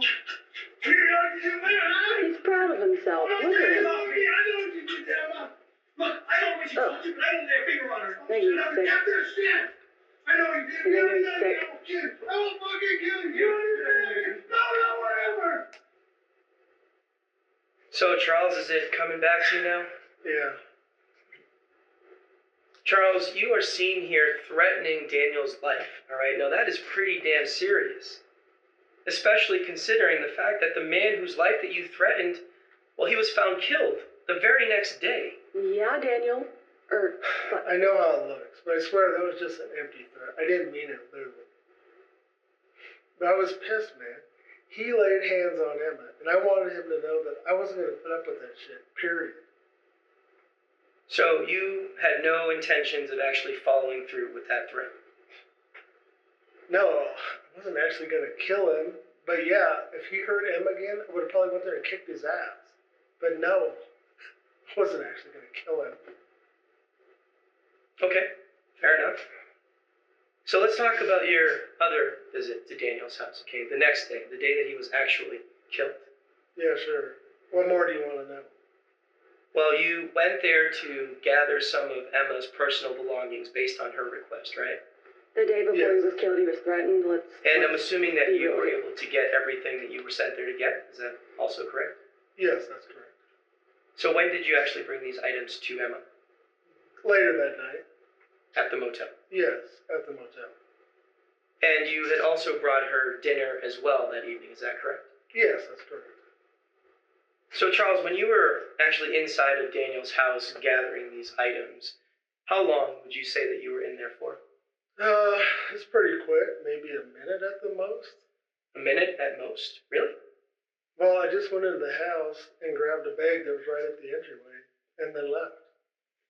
So you had no reason to look around the house at all? No, not at all.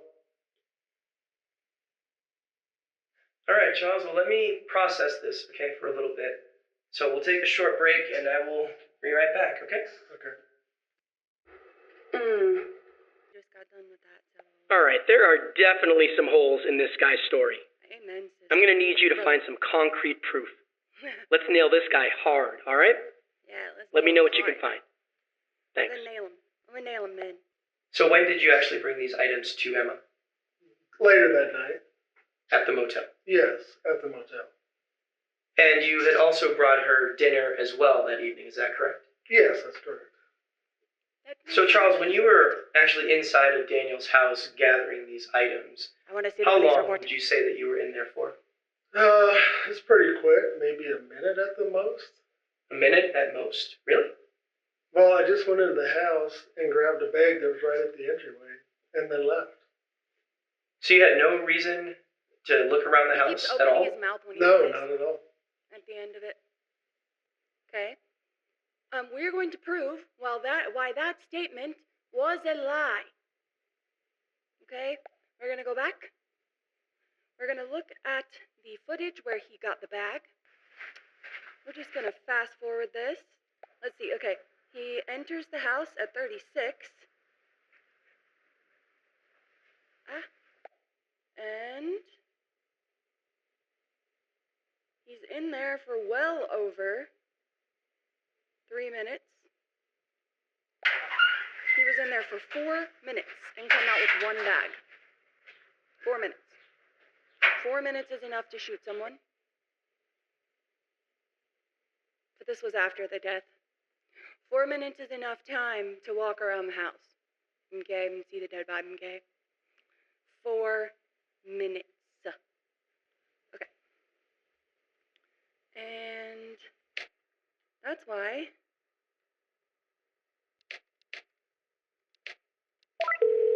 Hey, there it is. Figured it out. There it is. Fantastic work. And Good eye. Yes, he is clearly in the house for way longer than just a minute. And the security footage. And yeah, you're right. Emma stated that he only brought her food the night of Daniel's death. Aha. She made it pretty clear that he didn't bring her anything else. So why would he go through the trouble of getting her personal items and then not actually give them to her? That makes no sense at all. All right, let's get the show back up and running. We need answers. Talk soon. Bye. Yes, we've got him. It was the security footage where he clearly spent more than a minute, and Humphrey's statements where he said, Emma Humphrey's statements where she clearly said that he only brought her dinner that night. There was no other personal belongings he brought. All right, this is a continuation with Charles Humphreys. Now, Charles, I want you to take a look at this footage right here, okay?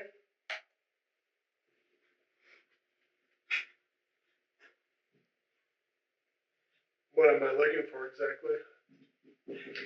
Well, you can clearly see that that's you at the front of Daniel's house, correct? Yes, I can see that. So can you look up there and tell me what is the date? Nervous. It's September 12th, Right, and the time? What does that say? 9:27 a.m. So 9:27 a.m. All right.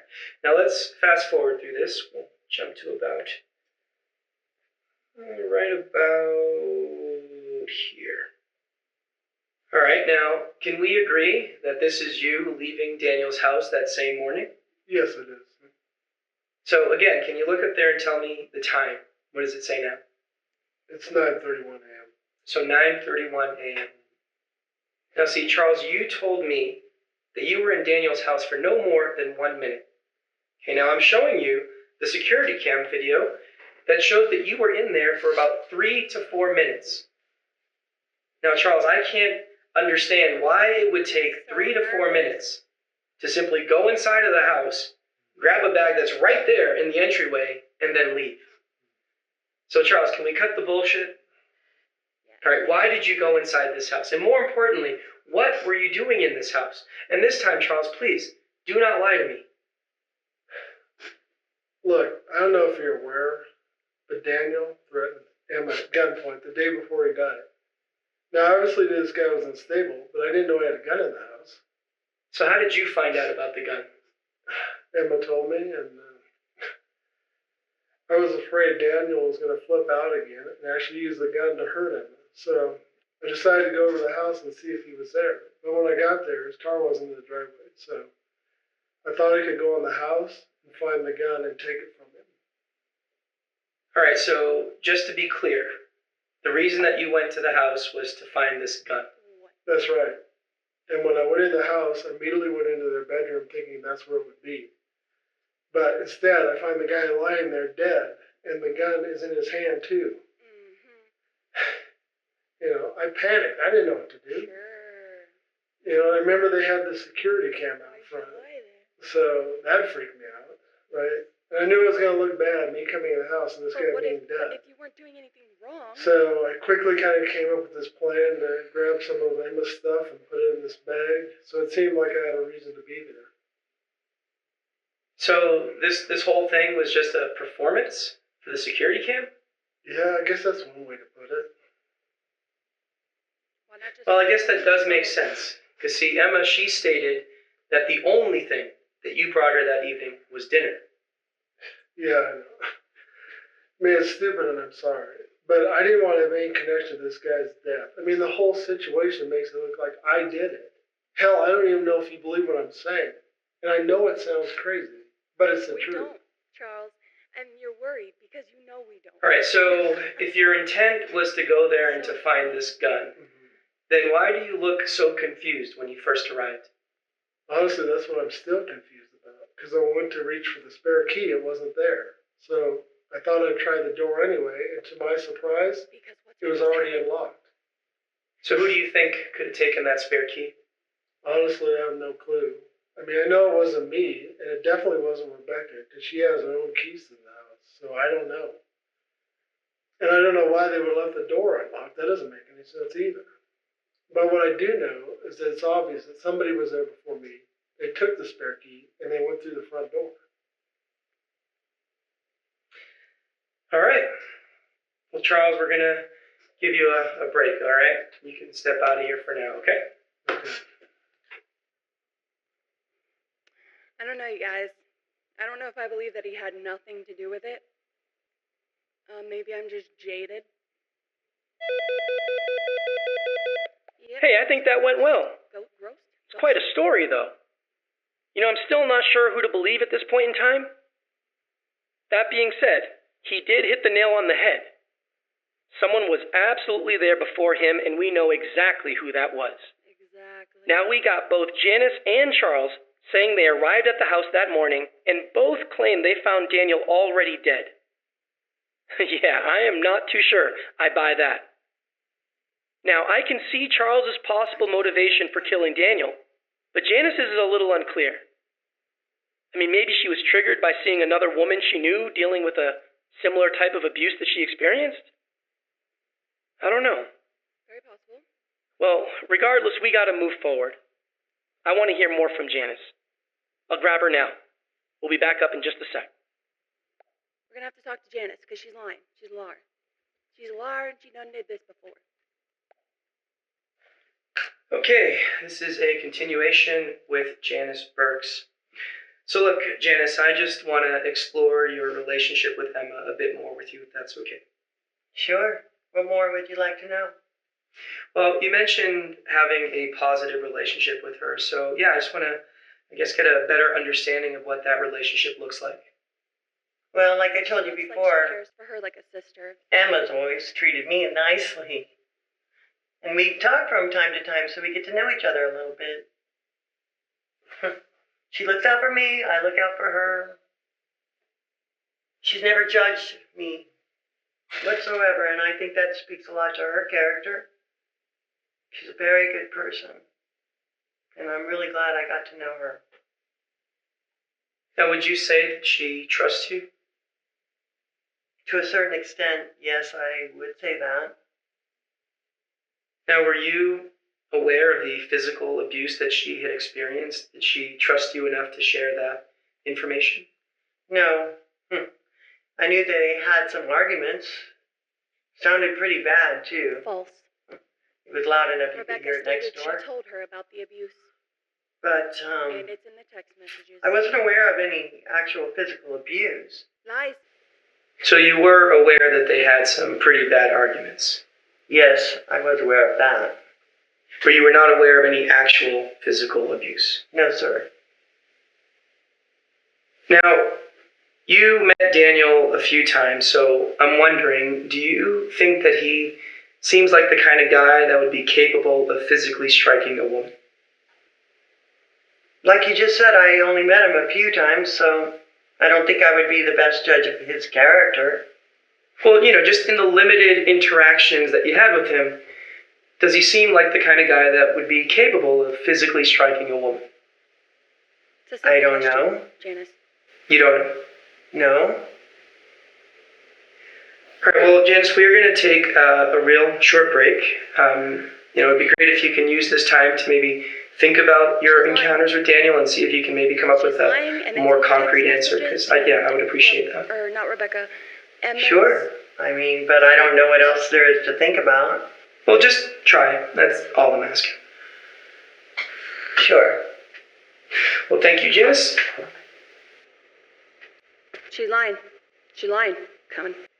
Well, she does seem to have all the right answers, doesn't she? But there's gotta be some flaws. Janice. It just all seems a bit too perfect. There's gotta be more to this than what she's telling us. All right, let's take some time here.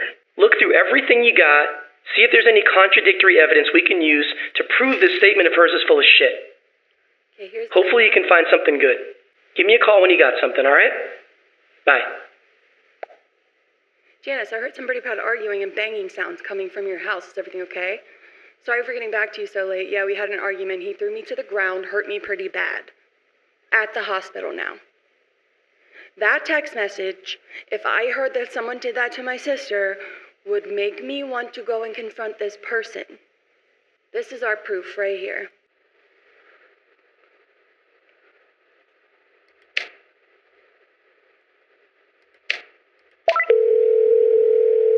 The text messages, that was my bad. Hey, well, there you go. That is great. Perfect.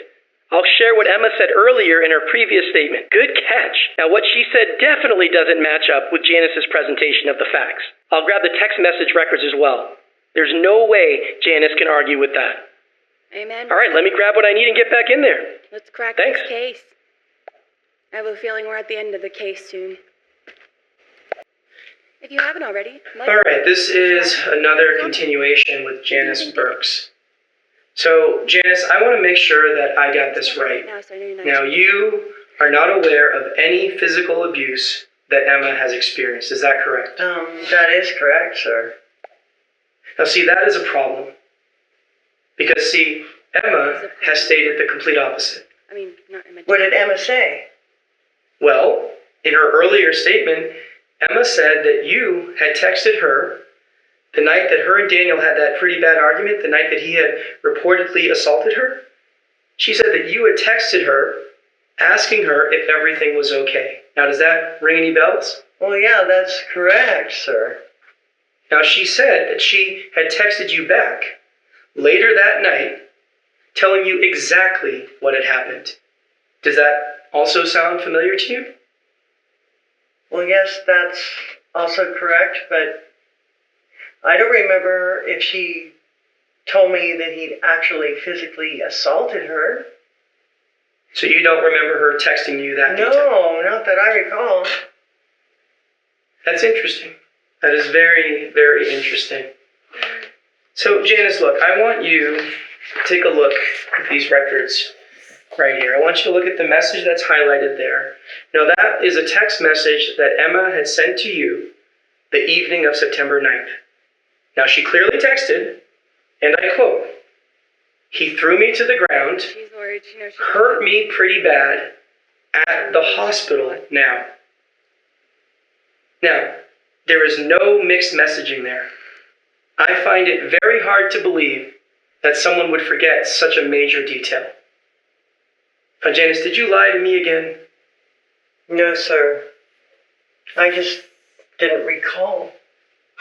That's You didn't recall. horse duty. Okay, I may have misstated the facts. Duty. Janice, that is a very eloquent way of telling me that you lied. Now, Janice, why did you lie to me again? Why did I lie? Again, sir, look at the optics. Someone with my background is seen Bad if you're lying. entering the house the same day that Daniel's body is found shot to death. You know why I lied. And don't take this personally, but I don't trust law enforcement. I know I'm an easy target. I'm just doing the best I can to stay out of prison, sir. I don't think I Look. believe that. You want to know what the truth is? Yes, Janice, that is literally the only thing I want to know. Good. Because the truth is that none of us would be in this mess if law enforcement had actually done their job and protected Emma when she first reported the abuse. She did all she could. She went to the Fair. police. Fair. She told them everything that Daniel That's a had done fair to her. assumption from her point of She view. even had her daughter as a witness. That man should already be locked up. From her point of view. That man physically I say assaulted her, and you guys very. let him go on his merry way. That's not okay. You know it and I know it that that's not okay. Look, Janice, I hear you. Okay, I hear you. And yeah, maybe we could have handled things differently. I don't know. Okay, but regardless, we can't live in the past, right? I mean, all that we can do is to make sure that we do the right thing right now in this moment. That's literally all that we can do. So, Janice, let me ask you again, okay? Were you aware that Daniel had physically assaulted Emma? Yes, sir, I was aware. And your only confirmation of this were the text messages between you and Emma, is that correct? That and the fact that she went to the hospital with a dislocated elbow, not sure I'd need any more proof than that. But you didn't actually see Daniel physically assault her, correct? She did see the bruises. No? She did. See What the kind of bruises. question is that? I mean, what man do you know is going to strike a woman in front of other people? Guys like that do their business behind closed doors. Trust me, I know. Fair enough. Behind Now, closed doors and usually where bruises won't. I am curious, and Janice, please be honest. Do you think that Daniel deserved to be killed for his actions? No. Punished, yes, but not killed. Are we almost done, officer? For now. Killed a man Yes, for for beating now. her before. Now, I do need to Why get some did he other deserve people it? in here, and then we'll see how it goes from there. But yeah, Janice, you can step out of here for now, okay? Let's go. Nah, she's a flight risk. She is a flight risk. Alright, so we know for sure that Janice was aware of the physical abuse. Yes, sir. We know she was the first person seen on camera entering the house, And and we know that she and Emma have a relationship in which both of them look out for one another. Now, what we don't know for sure is if Daniel was indeed already dead by the time she entered the house. the back door was open. And at this moment, there really is no way to prove or disprove Daniel's status at that time. It's clear that these people are still lying to us. There's still too many holes and things that just make no sense. All right, let's get Rebecca back in here for another round. Yeah. I got a few more questions for her. Yes. Hang tight. All right, this is a continuation with Rebecca Humphreys. So, Rebecca, I want to go back to the day of Daniel's death. Mm-hmm. Now, you said that you were at your dad's house the entire day that Daniel was killed. Is that correct? Yeah, that's correct. And the only thing to corroborate this are these text messages between you and a coworker in which you asked them to cover your shift for that day. Is that also correct? Yeah, that's also correct. So see, the problem here is that those text messages do not necessarily prove that you were at your dad's house that day. In fact, all they prove is that you didn't go to work that day. Now, as to your exact whereabouts on that day, well, that is yet to be proven, right? All I've got to go on is your words. Now, would you say that that is a fair assessment? Yeah, I guess. I can see where you're coming from, but at the same time, I don't really have any reason to lie either. Now, that very well may be true, but my job is to question everything, okay? I can't base things off of just words alone. I need facts, right?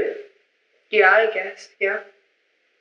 So, is there anyone that may have seen you either enter or leave your dad's house on that day?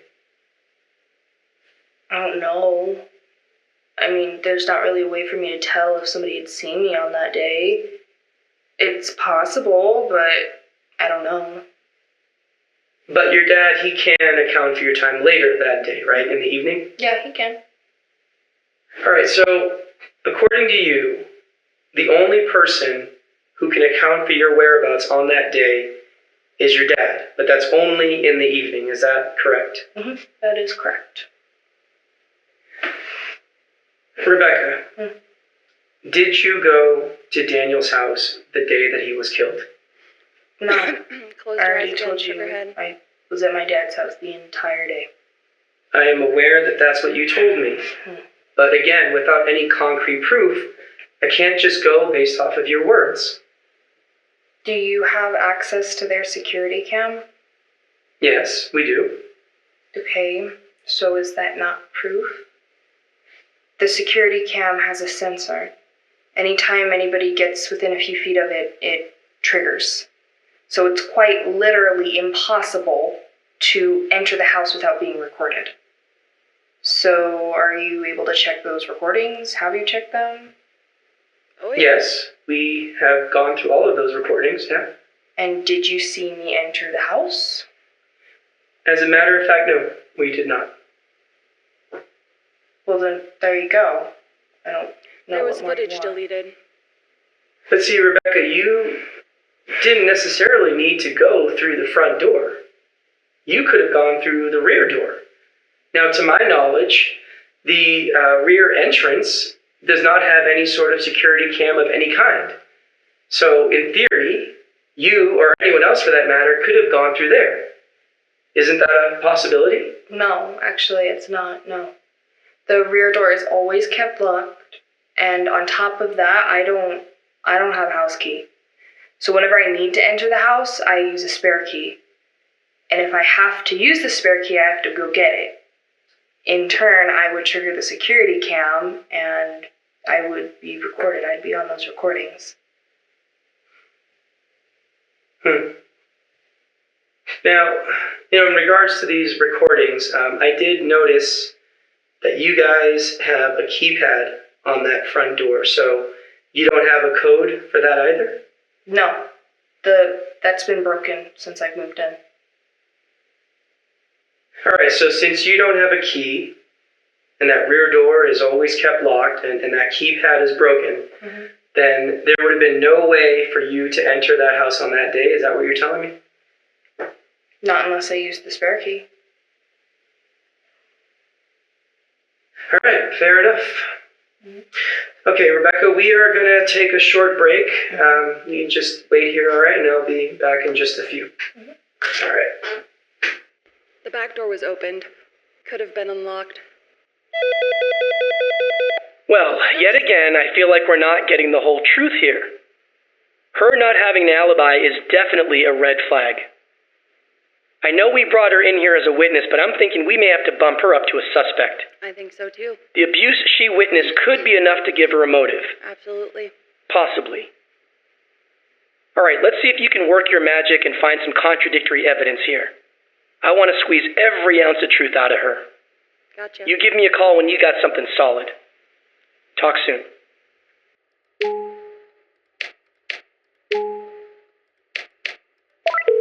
Oh, it was her statement. And the back door was open. But why? What did Hey. your dad say? Yes! I knew you'd find exactly what we needed. Now, I do feel kind of silly not remembering the rear door being open, but that's why 2 sets of eyes are better than 1, right? Amen. Good stuff, good stuff. Right, with that photo and Charles's statement, we definitely have enough to back her into a corner. Let's see how she responds. We'll be live in just a few. All right, bye. All right, let's break this case. We got this girl. She in trouble. I'm gonna tell her mom. Okay, this is a continuation with Rebecca Humphreys.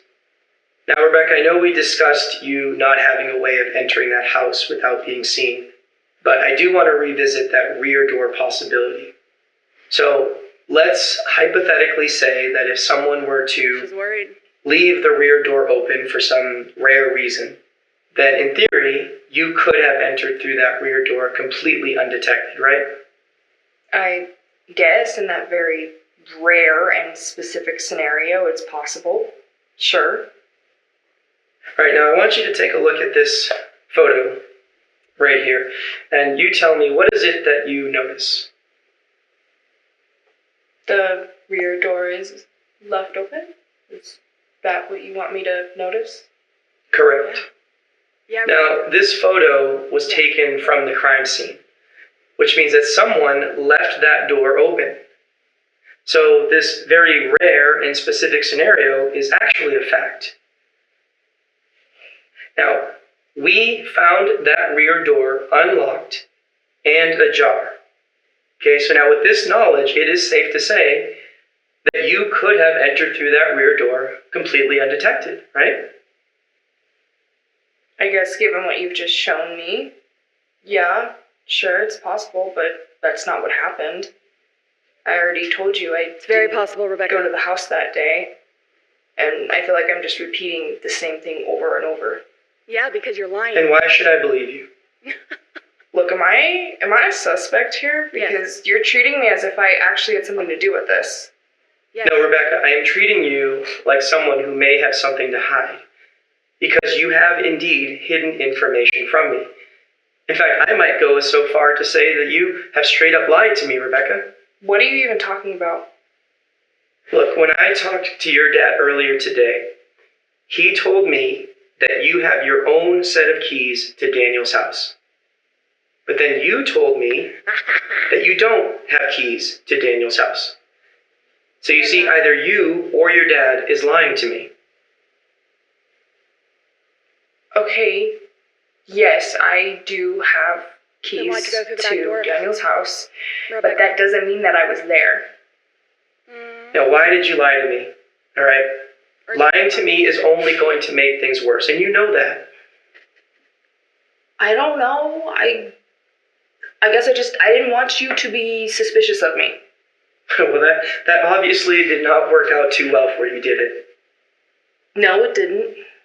She's mad. Oh. All right, so now knowing that you do actually have keys to the house, it is safe to say that you could have entered through that rear door whether it was left open or not. Is that correct? Yes, technically, that is correct. But look, I know that I lied to you about not having keys, but I swear I'm not lying about when I say that I didn't go to the house that day. How can we believe you now? All right, well, let's assume that you are We have to telling the check truth, every avenue okay, now. and that you did not go to the house that day. Okay. Can you think of any reason as to why that door would have been left open, especially when you said that the rear door is never left unlocked? So why is it that on this specific day, that door was left open? I don't know. Maybe Daniel left it open for some weird reason. That's all I can think of because I don't know. I honestly just don't know. All right, Rebecca, let's put a pause on this conversation, okay? You can step out of here for now. Sure. I wouldn't have let her step out of there. Let her simmer. Hey, Hey. so you think she's telling the whole truth now? No, absolutely not. I feel like we got more out of her, and maybe she's being honest, Nope. but I still don't know. We still don't have the complete picture, which means technically anything is possible. All right, we've made some good progress so far, but it's time to really grind this out and get to the bottom of this case. I want to bring all 4 of them back in here for one more round of questioning. The gloves are coming off this time. Yeah, let's do All right, it. let's get to it. I'll start with Janice. Let's see what more we can get out of her. I'll be back with her in just a sec. All right, All let's right. do it. Bye. See you there. We got this, you guys. This is a continuation with Janice Burks.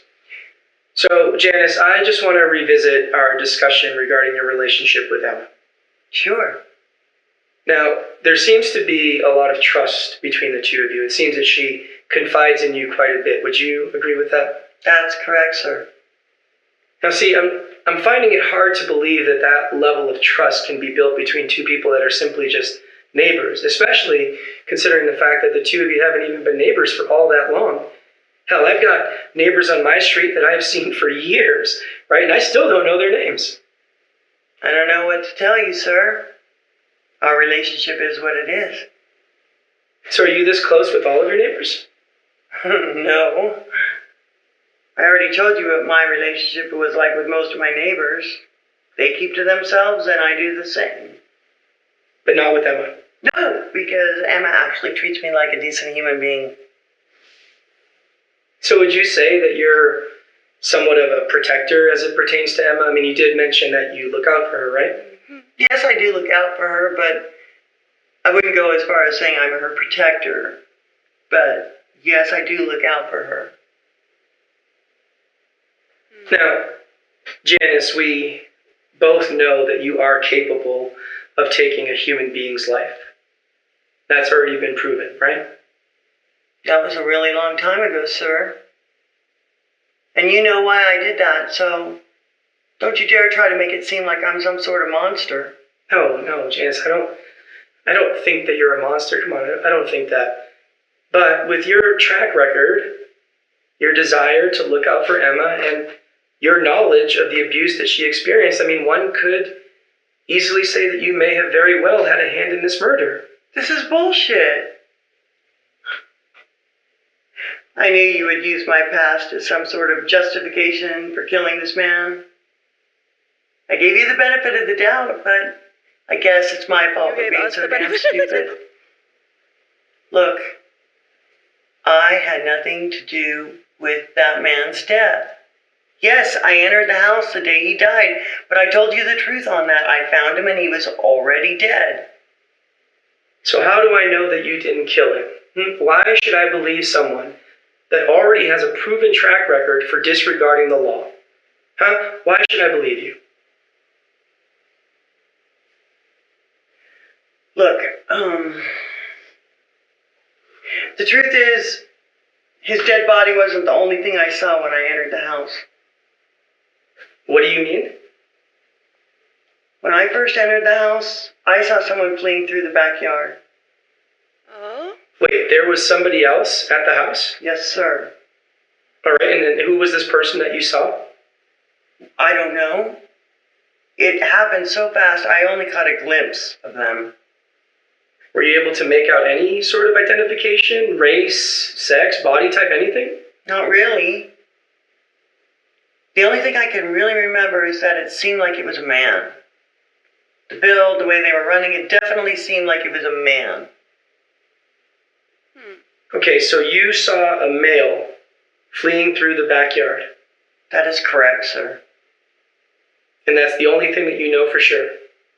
That's all I can remember, sir. All right, Janice, let's put a quick pause on this conversation. Sure. All right. All right. Why didn't you give that information up in the first time? You know? Well, things just got very interesting, didn't they? Yes, they did. This is, of course, assuming she's telling the truth about seeing someone flee through the backyard. Now, it is consistent with the crime scene photos showing the back door slightly open. It would also give an explanation as to why it was left open. Maybe they were trying to get the heck out of there as fast as possible when they heard Janice come in. But again, this is assuming she's telling the truth. Even if she's being honest, it's pretty odd that she can positively state it was a male that she saw. Yeah. But yet she can't make out any other details? Yeah, like what they were wearing. Does that strike you as odd? Yes. Or maybe I'm overthinking it. No. What do you think? Yes. You think she's telling the truth about that? You think it was a man that she saw, or you think she's got something more that she's hiding? I'll head back in once I get your take on this. Let me know what you think, alright? Talk soon. I don't know. I'm gonna say no. We got it right. Hey, so you think she's not telling the whole truth, huh? That's right. Can't argue with you there. I can't put my finger on it exactly, but she really didn't seem too authentic there. Looks like we both got that same read on her. All right, let me press her on this. We'll see if our instincts are correct. Let me head back in. Talk to you later. Bye. Let's get it done. All right, this is another continuation with Janice Burks. So, Janice, you had just finished telling me that upon entering Daniel's house, the day of his death, you saw a man fleeing the crime scene through the backyard. Is that correct?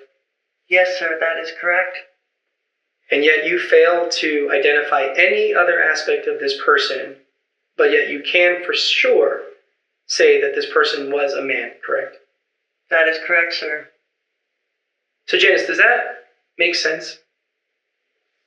I'm sorry, sir, does what make sense? Well, that this whole thing happens as quickly as you say it does. You notice absolutely nothing about this person, but yet you can for sure say that they were a man. Does that make sense? I mean, that's what I remember, sir. I can't control my memory. All right, Janice, look, let's cut the shit. All right, none of this makes any sense. None of it. Now, Janice, we have already talked about obstruction of justice. Okay, I can charge you with that very easily if I find out that you are lying or hiding information from me. And Janice, let's not forget that you are also still on probation. Now, do you want to see yourself back in prison? Do you want to say goodbye to this nice life that you got going for yourself? Come on, Janice, don't be stupid. You tell me the truth. You tell me exactly what happened inside that house. All right, look, sir. I may have misspoken, but for the most part, I really have told you the truth. For the most part. Look, I heard a gunshot. I rushed over to see if everything was okay. I used a spare key to enter the house. The first thing I saw when I entered the house was someone fleeing through the backyard. I honestly didn't make out anything about them. It happened so fast. And then I went into the bedroom, and that's when I saw Daniel lying there dead. He'd been shot, and it was clear that he was dead. I panicked, left the house, and honestly just wanted to pretend like I never saw anything. I was at the wrong place at the wrong time. I didn't want to get caught up in this whole mess. Surely you can understand that. Yeah, Janice, I can understand that. Yeah. All right, so what you just told me, that is the absolute truth? Yes, sir, that is the absolute truth. Lies? So you can't say for sure that that person you saw is a man. That's what you lied about. I truthfully couldn't tell you whether it was a man or a woman. It happened that fast. So then why did you lie about that specifically? Well, look, I didn't want you guys to think it was Emma. I could see why you think she might have something to do with this. And I didn't want to bring any more attention her way. But since you have no idea who this person is, then it is possible that it could have been Emma. I guess so, but I highly doubt it. Well, look, Janice, no offense, but your doubts mean very little to me compared to facts. You know, That's just the way it I is. really should charge you with obstructing this investigation. And you've lied to this detective like 8 times. But I'm not obstructing anything. I've honestly told you everything that I know. You are walking a slippery slope, Janice. A very slippery slope. All right. Well, besides Emma, do you have any idea who this person could have been? Could it have been Charles or maybe Rebecca? I don't know, sir. Are there any neighbors or acquaintances of Daniel's that you may be familiar with who he maybe had, I don't know, disagreements or arguments with, anything like that? Not to my knowledge, sir. So this really could have been anybody that you saw? Yes, sir, that's right. All right, well, Janice, is there anything else that you would like to add to your statement today? Anything at all? No, officer, I have told you everything. Well, for your sake, Janice, I really hope you have. All right, we're going to take a final break. Okay, we are almost done here today. Okay, sir. Well, if she's telling the truth, then that would mean we have someone else to account for. We need to know who was in that house before Janice. And at this point, it could literally be anybody. I don't think we're going to get anything else out of Janice, so we're just going to have to roll with what we got and go from there. And with this knowledge, I do want to hear from Rebecca again. Oh, absolutely. I got some more questions for her. Let me grab her and get back in. Talk to you in a bit. Bye. All right, this is a continuation with Rebecca Humphreys. Now, Rebecca, some new information has come up, so we do need to revisit a few items and see if we can get some answers. Now, I have reason to believe that the morning of Daniel's death, somebody was seen fleeing the crime scene through the backyard. Do you know who this person was? Well, at the moment, no, I do not. But with the process of elimination, I'm sure that I can make a pretty decent educated guess. So let's look at the facts, okay? Now, with the security cam footage that we currently have, we know that both your dad, as well as your neighbor Janice, were seen entering and leaving the house that morning through the front door. My dad and Janice? That is correct. They were both seen entering the house that morning. Now, does that surprise you? I mean, yeah, a little bit. Well, to be honest, it surprises me too, actually. So see, now this means that the only two people whose time we cannot account for at all are both you and your mom. And since we know that that rear door was left open, well, it does make sense that, someone fled in such a hurry that they just didn't have time to shut it. Now, this also means that if this person entered and left through the back, well, then there would be no record of them. So you see, someone who is smart, who knows the layout, also knows that that front door has that security camera, well, they would simply go through the back completely undetected. And since we know that both you and your mom have keys to the house, well then, it is possible that the person that was seen fleeing was one of you two. Now, here's my guess. Here we go with the likes and explaining away. My guess is that either one of you or your mom, opened up that back door with your key, you entered, killed Daniel, and then you get startled when you hear someone at that front door.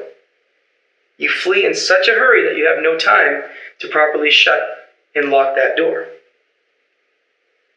That's assuming if someone was actually seen fleeing.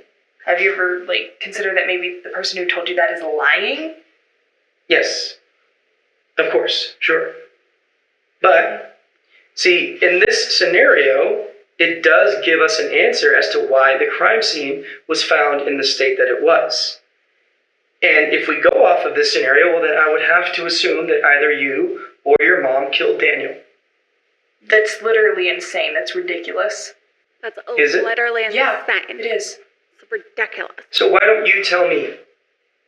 What do you think happened? Who was that person that was seen She's fleeing? not upset. But first of all, we don't even know if somebody was actually seen fleeing. And even if there was, it quite literally could have been anybody. Literally. Really? It could have been anybody? I did not do. Really anybody. What What I don't think you know is that Daniel was a pretty big drinker. I would not be able to hit anyone. He would hit up the bars in town with his friends. And sometimes they would wind up back at the house late in the evening and they would just drink until morning. I mean, hell, he would even bring strangers home. Literally guys that he had met at the bars that night. He loved to flash his cash around and just be the center of attention. So yeah, it really could have been anybody that killed Daniel and was seen fleeing. Mm-hmm. But that's if that's what really happened. And also, you're saying that because my mom and I have keys, then we're the ones who most likely entered through the back door? I mean, the most... Have you ever considered that maybe Daniel or one of his friends left the back door open? I mean, you said that you have camera footage of my dad and Janice. Do you also have security cam footage of Daniel? Because if he entered through the front door that night, wouldn't he have triggered the camera too? Well, as a matter of fact, no. We do not have any security cam footage of Daniel entering through the front door that evening. We don't. And it's okay. Not that you bring that up because I think you deleted it. There you go. Probably entered through the back door, left it open, and just forgot about it. The back door being left open quite literally means nothing. And it certainly is not something that should be used to make it seem like my mom or I killed Daniel. That doesn't make any sense. That's insane. Everything that she doesn't like, she said. Well, yeah, him going through the back is certainly possible. Because it doesn't. Okay, I can't argue with that. And to be honest, I was not aware of Daniel's drinking and social habits. I mean, not many people were. He was really good at making it look like he was a good guy.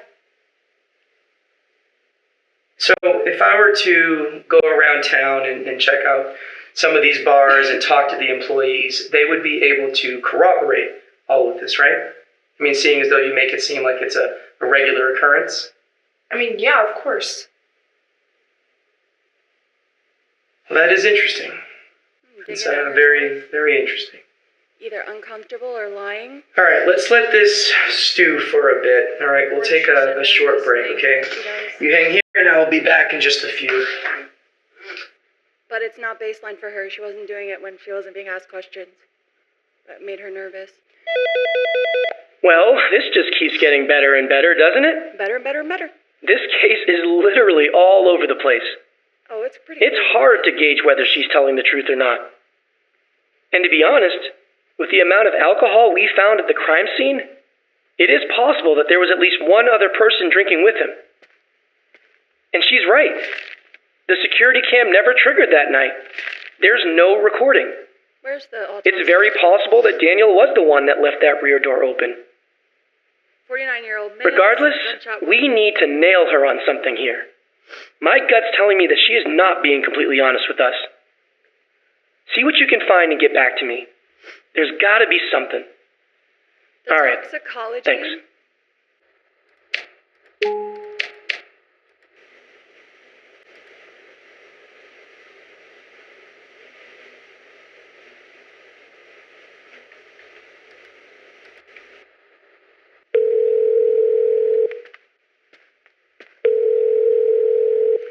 So the contradictory Hey. evidence was... Yes, great catch, my friend, great catch.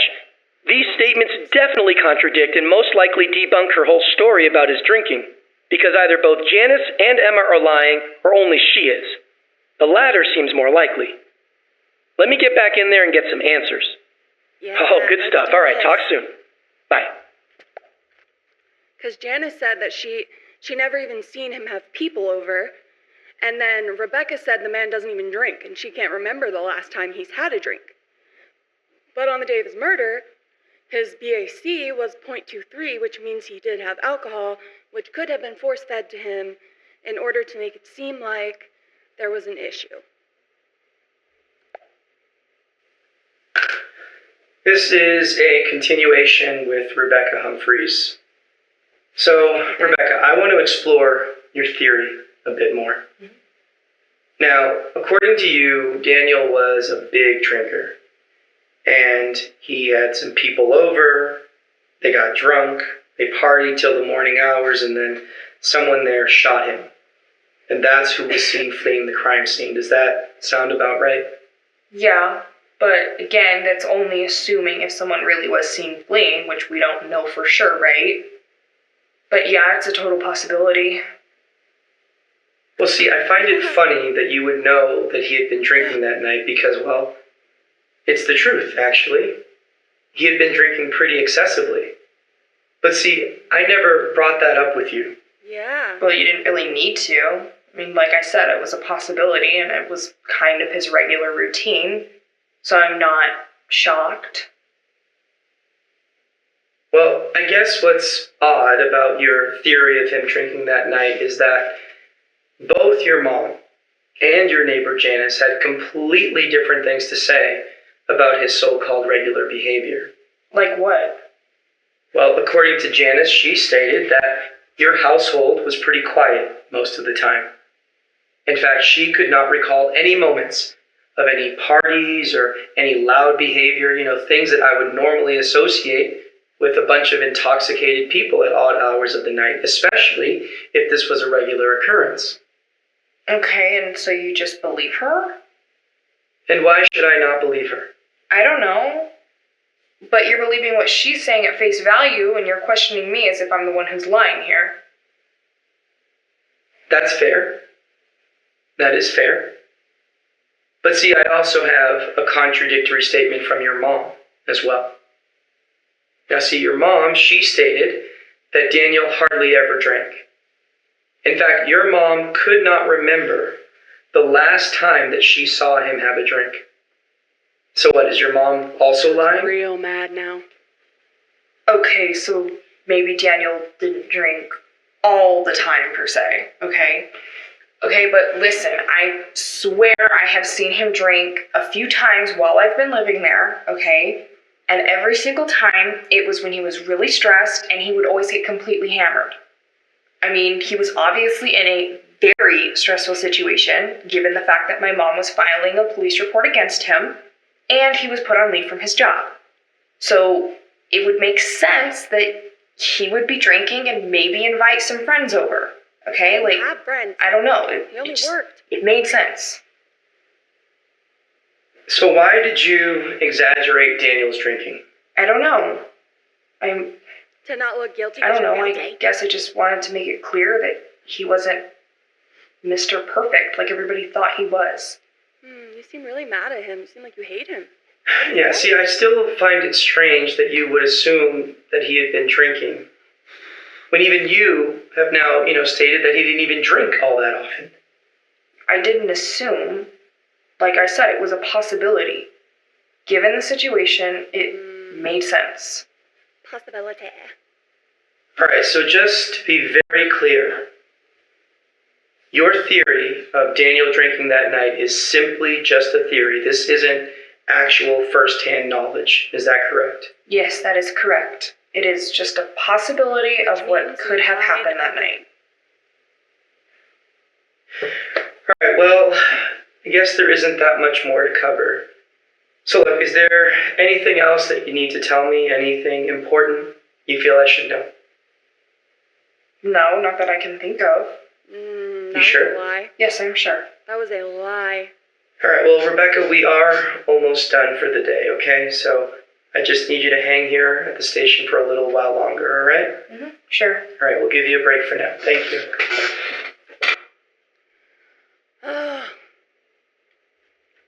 She's not telling the truth, Martinez.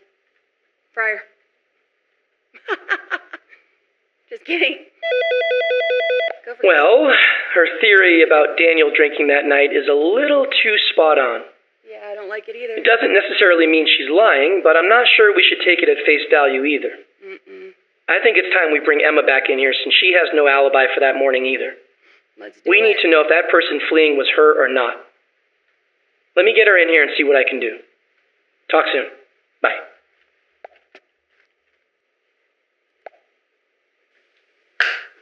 All right, this is a continuation with Emma Richardson. Now, look, Emma, we're just going to jump right into things here. We've been here for quite a while today, and I have listened to a lot of different statements, some truthful, some not so truthful. Either way, though, I am starting to come to some conclusions, but there are still some things that I do need to clear up, especially as it pertains to you. Of course. That's why I'm here. All right, well, first things first, I do want to acknowledge that we may not have handled your initial police report as best as we could have. I'm glad you see it that way, too. I do. But unfortunately, it does give you more of a reason to kill Daniel. Now, perhaps you took matters into your own hands because you didn't get the expected results from law enforcement. Now, is that maybe what happened? We've already gone over this. The answer is absolutely not. Look, Emma, if everything that you filed in that police report is accurate, all right, I want you to know that I understand that you were also a victim in this whole situation, okay? I understand that. But see, when I zoom out and I look at the bigger picture, I can't help but have my doubts that you weren't somehow involved. I've already told you the truth. I was at that motel the entire day. I never got anywhere near that house the day Daniel was killed. Yes, you have told me that. But see, without anyone that can corroborate your story, yeah, I do have my suspicions. Emma, you have the biggest motive and justification for killing Daniel. You really do. I mean, after what he supposedly did to you, and then you go to the police and then you see that nothing comes of it, yes, I can see why you would take matters into your own hands, okay? I would understand that. Hell, a lot of people in your situation would do the exact same thing, Emma. He didn't supposedly do anything to me. He assaulted me, and then he threatened to kill me. Those aren't supposed theories. Those are facts. They actually happened. So please be more respectful with how you choose your words, because how you're framing it right now is not okay. You're right.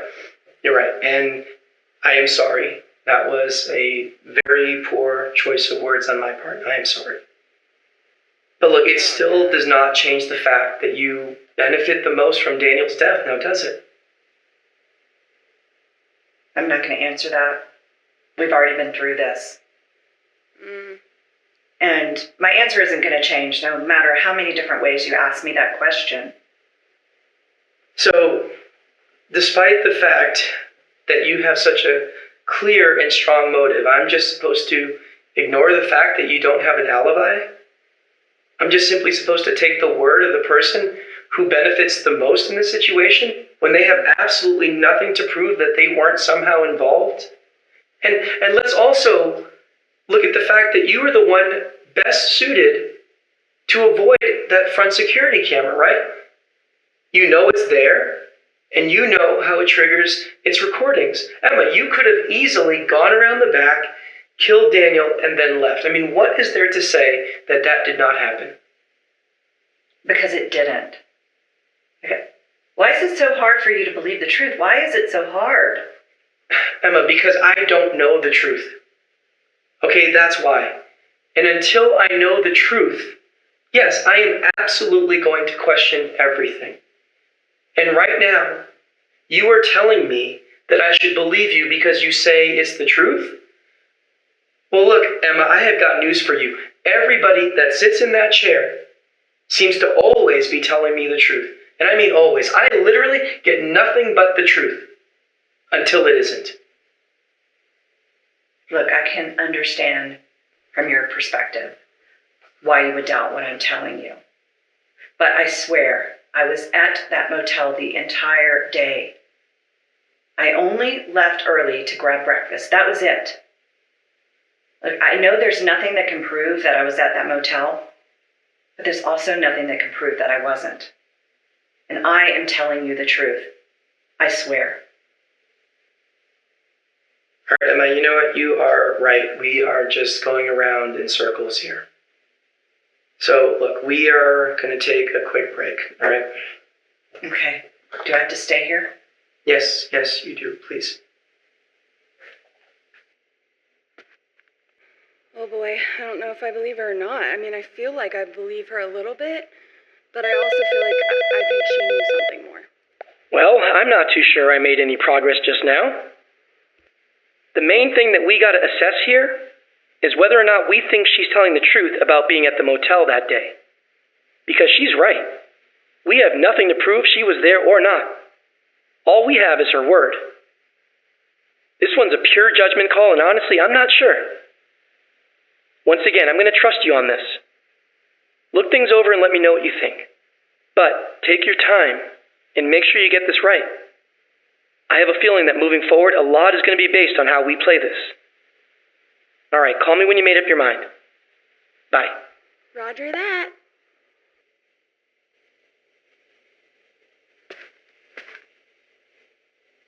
Let's look at her text messages. Maybe we'll find something from the day of his murder, which was the 12th.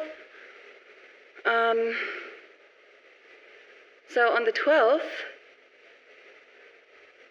it says, Charles says, "Are you going to be at the motel later?" Which means still no alibi. Yeah, why? Need to talk to you. Okay, stop by whenever. Sounds good. I'll be there around 6. Thumbs up.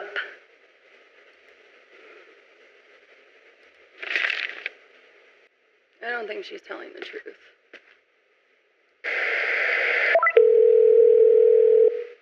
I don't think we got it right. Fudge. Hey, so you think she's lying, huh? Like I said, I'm not too sure, but I'll trust your judgment here. Oh, no. Let's approach it from that angle and see what happens. I'm All right, so let me get scared. back in there. I got it wrong, you guys. I think I Bye. got it wrong. But we don't have any proof that she was there.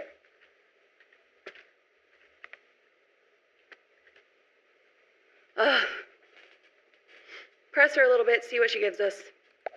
Maybe she'll give us other information. All right, this is a continuation with Emma Richardson.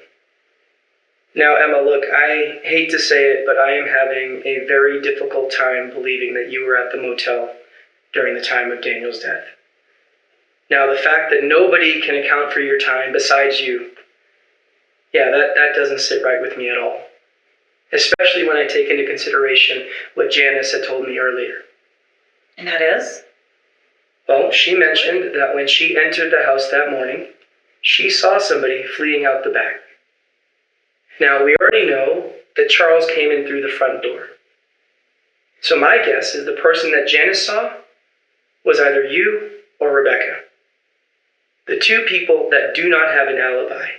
Two people that are very aware of that security camera by the front door, and two people who for sure have access to that rear door. Look, I know that it was one of you two. Either you or Rebecca killed Daniel. Isn't that the truth? Look, it doesn't matter what I tell you, does it? You're not going to believe me anyway, are you? Oh, I will believe you. I will believe the truth as soon as I actually hear it. Look, for the last time, Rebecca and I had nothing to do with Daniel's death. That could have been anybody that Janice saw. If that's even what I happened. think it was Rebecca. But you are so hell-bent on it being one of us. So look, I'm done. This is pointless. I try to help, but you just keep pushing your agenda, so I'm not going to answer any more questions until I speak with an attorney. So that's it. So now you want an attorney? Right when I'm getting so close to the truth, huh? Are you aware how that looks, Emma? It doesn't look good for you. It doesn't look good at all. Doesn't look good at all, Emma? I don't care how it looks. I'm done. I'm done because I can't All right, well then I guess we're gonna put a pause on this, aren't we? Yeah, let's do that. Okay. As a lady. Well, listen, you don't have to answer any more questions, okay? But if you can please just stay at the station so I can wrap up the rest of my interviews, I would really appreciate that. Can you at least do that? Whatever. That's fine. Thank you.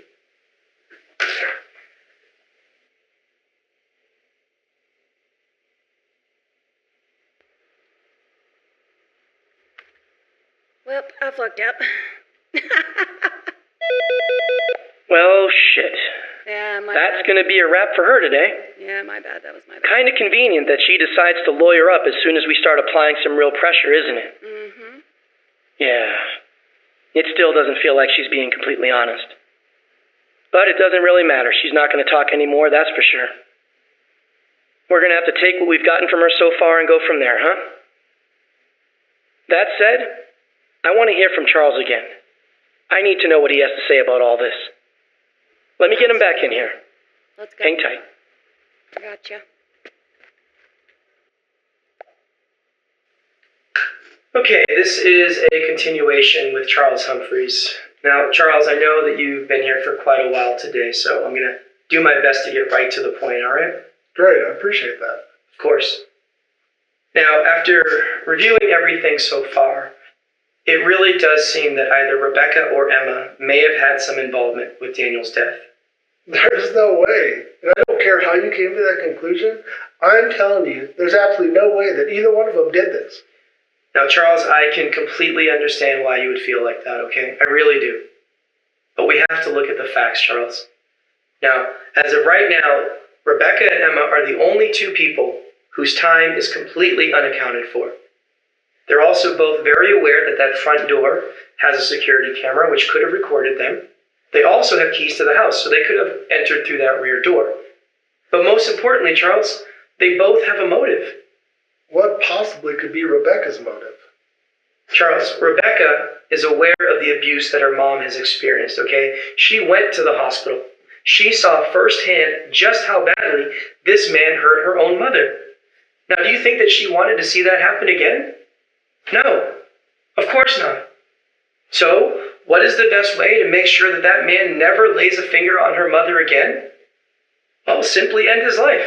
Problem solved. That's ridiculous. That's your motive? Heck, you might as well consider me the one. Ridiculous. I mean, I care about Emma. You know, I never wanted to see her get hurt like that again, and I would have done anything to protect her. Are you her child? So what, does that make me a killer too? Well, possibly. Oh my God, wow. Rebecca has her whole life in front of her. You think she's going to throw that away? And let's remember, she went with Emma to file the police report. She literally encouraged her to do so. She was trying to handle everything the right way. So your motive makes no sense whatsoever. Oh my God. Well, Charles, you might be right, okay? You might. Okay, maybe Rebecca has nothing to do with this. But what about Emma? All right, let's take another look at her. Now, she's a mom. She seems to be a really good person who seems to care a lot about her daughter. Now, we know that Daniel not only threatened to kill Emma, but he also threatened to kill Rebecca. Okay, now, you're a parent. Wouldn't you want to protect your child in a situation like that? I mean, of course I would. I mean, she's my daughter too. So I'm in the same exact situation as Emma. But I'm not going to kill someone. Well, Charles, maybe not. Okay, but the difference between you and Emma is that at least your time is somewhat accounted for because we have you on video. But let's say that Emma did not kill Daniel. All right? Well, then we got to go back to Rebecca. And if Emma, or even you for that matter, knew that Rebecca had killed Daniel Well, wouldn't you do your absolute best to protect her? Wouldn't you lie and do everything that you could to cover it up? No, I wouldn't, and neither would Emma. Come on, Charles. I find that very hard to believe, man. Look, I mean, you spent time with both Rebecca and Emma today, asking them all sorts of questions. I mean, you're a detective. After spending all that time with them, do you think either one of them is capable of murder? Yes. I mean, do you believe that? I believe every human being is capable. Truthfully, Charles, I don't know. Well, regardless of what you think, the answer is no. It's a 100% no. Well, Charles, since you seem to be so adamant about it not being Rebecca or Emma, why don't you tell me, what do you think happened? I already told you what I think. Well, Charles, please, refresh my memory. I brought it up earlier today, and you seemed pretty dismissive of it then. But I still think this guy might have taken his own life. Maybe there is no actual murder. And you believe that? Yes, I do. I mean, he was under a lot of stress, and we know he wasn't the most mentally stable person. I mean, look what he did to Emma. Like, no sane person reacts that way. And Emma also told me he was put on leave by his firm. I mean, I'm pretty sure that whole job was his identity. That's got to be devastating. Maybe this was all too much for him to handle.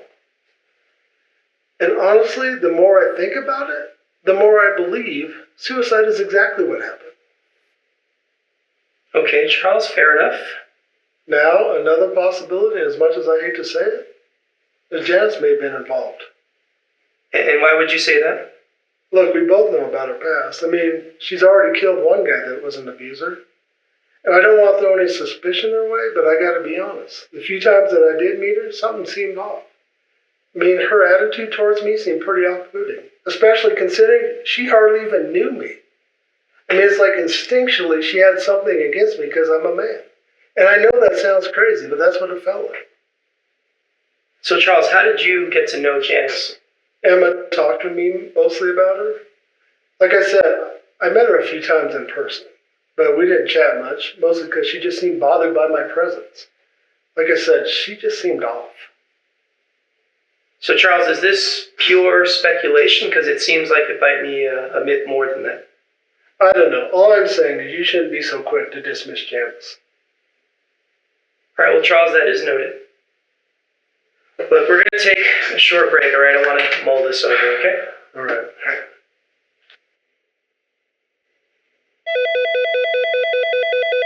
Okay, he's being real defensive of Rebecca and Emma. But I honestly can't blame him. I do have to admit, I can't picture either Rebecca or Emma being capable of taking someone's life. But as I told him earlier, crazier things have happened for sure. And what do you think about his Janice theory? He seemed pretty convinced that Janice may have been involved. But why bring it up now? Is it to protect himself and his family? Or is there actually some legitimacy to his theory? Well, either way, let's see if we can trip him up. To be honest, I'm pretty drained. All these interviews today are starting to blur together. Work your magic one last time. See if you can find any evidence that pokes holes in his statement. I know we gotta have something. All right, give me a call when you got something. Talk soon. I want to see Janice's security footage again, and I want to see how long she was in there, to prove that there was no time for her to kill and set up a suicide attempt, or a look like a suicide, I mean.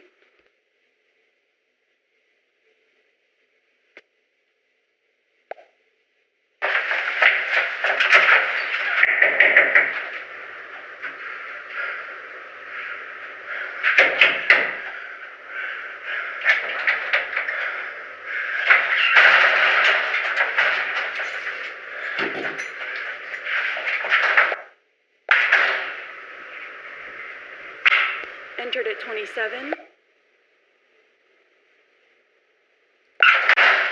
Came out in 1 minute. There's no way she killed the man, set up the suicide, and all of that. There's no way. There's just no way. So we're gonna go with Janice.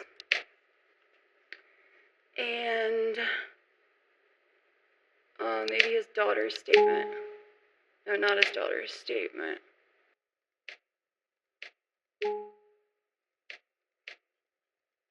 I mean, he was under a lot of stress, and we know he wasn't the most manly. It was Janice's statement in the police Hey. report which showed it was not a suicide. Well, shit. I feel like an idiot. Now that you point these things out, it's pretty obvious. I really can't believe I spaced on the autopsy report. Like I said, I'm pretty wiped. I'm definitely not at 100%. Good thing I got you working with me, though, right? Look, I know I've said this before, but I really do appreciate you. I mean that. You know, I gotta say, we're a pretty damn good team. Alright, let me get back to it. Bye.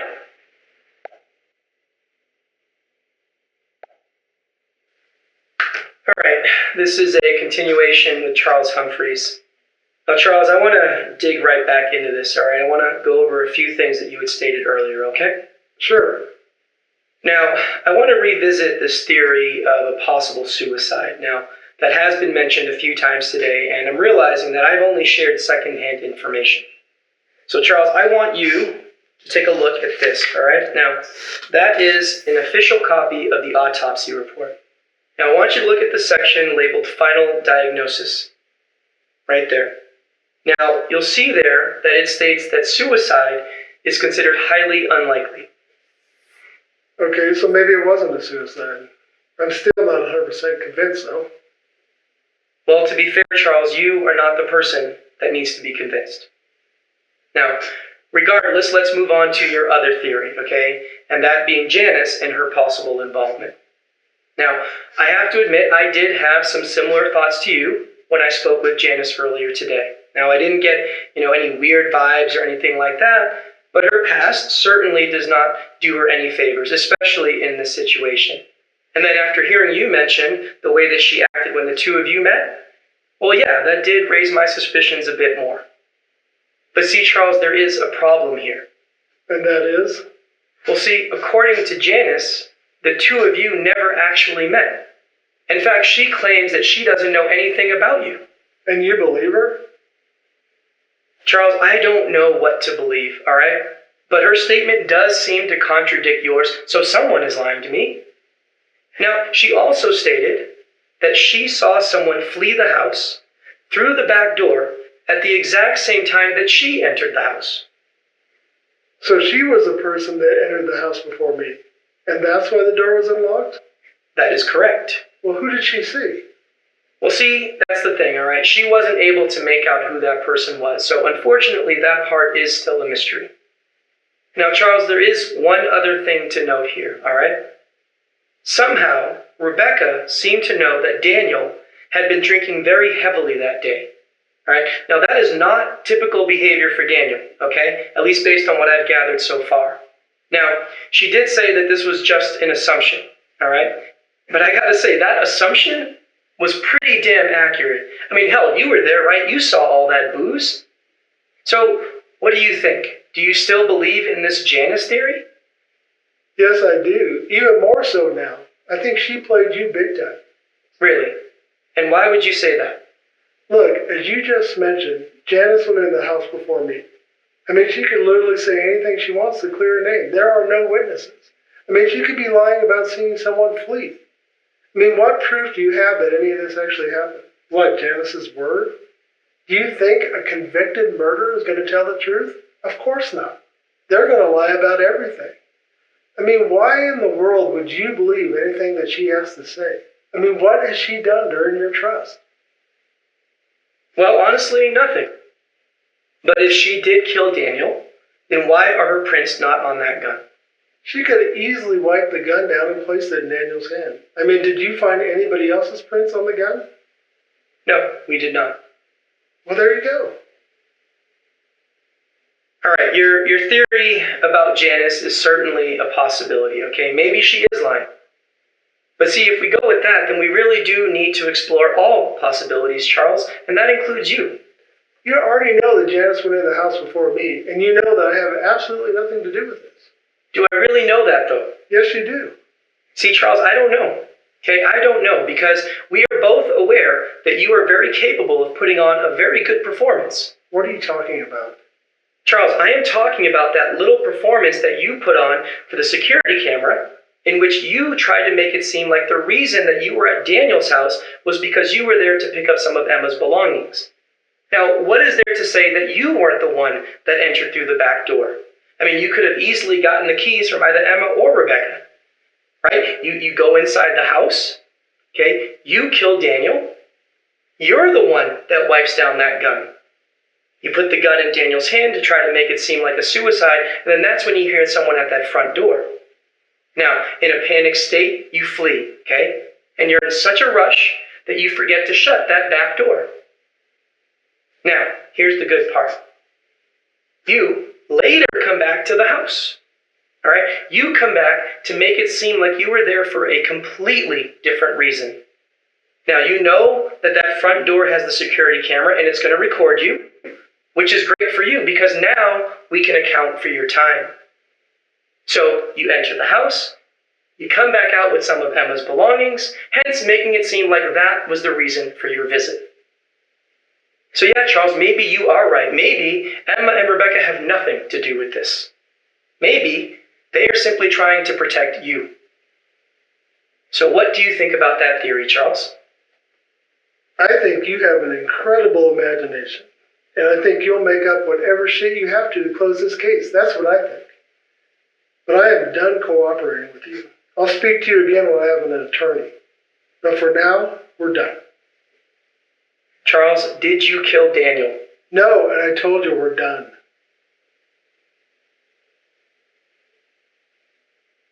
All right.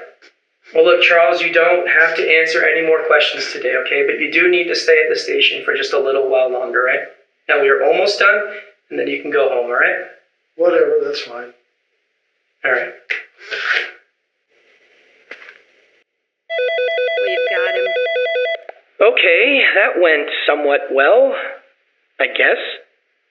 But now we got both he and Emma wanting to lawyer up.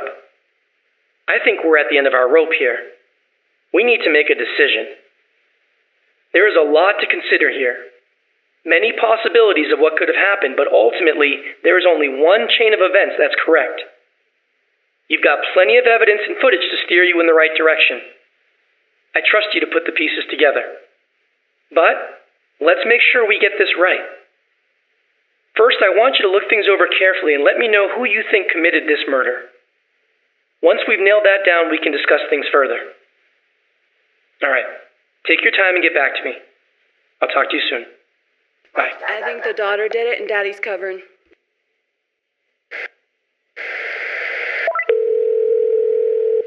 Yay! We got it right! Hey. Okay, so you think Rebecca killed Daniel, huh?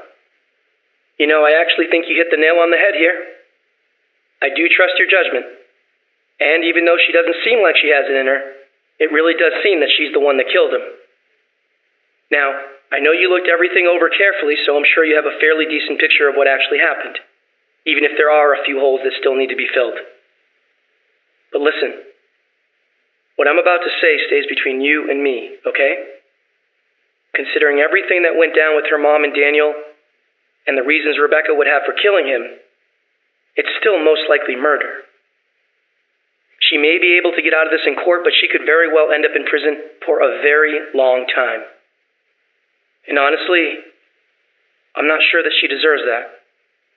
Her life could be ruined at such a young age. It's awful situation. Now, If all of us what I'm really about to did say it can get us in some pretty deep shit. Maybe even fired. But I can always claim that we didn't find enough probable cause to make an arrest. We can let her go home. And if we're pushed to continue the investigation later, well, then we'll deal with it at that time. But for now, we can let her go. I'm really not sure what to do here. This whole situation is just really complicated. Now, your decision-making has been great so far, so I'll follow your lead on this one as well. Think things over. Give me a call back and let me know if you want to move forward with charging Rebecca, or if you want me to let her go. I'm willing to accept responsibility for our actions, regardless of what we do. Just be prepared to do the same. All right, talk to you soon. I don't know what to do here. Here's the thing. She did it once. she could do it again. To anyone. And I don't know what the whole thing was with Daniel and her mom. I don't even know if it really happened. She did have the injuries. That's hard to try to get rid of, but it's not like they told us the truth this whole time. They were trying to cover it up. And what she should have done, if she was taking matters into her own hands, is call the police right after, right? Because if you're doing this to protect yourself and you've just been told someone's going to kill you and you're in a situation where you need to defend yourself, you don't try to cover up the murder. So I think with that being said, she needs to face the consequence, or this could just be a situation where she gets power to do more bad things because she thinks that she can just get away with it. If everyone just always lets her get away with it, she's just going to keep doing it. So I think we're going to charge her. And I hate that it's going to ruin her life, but I'm not the one that made that decision.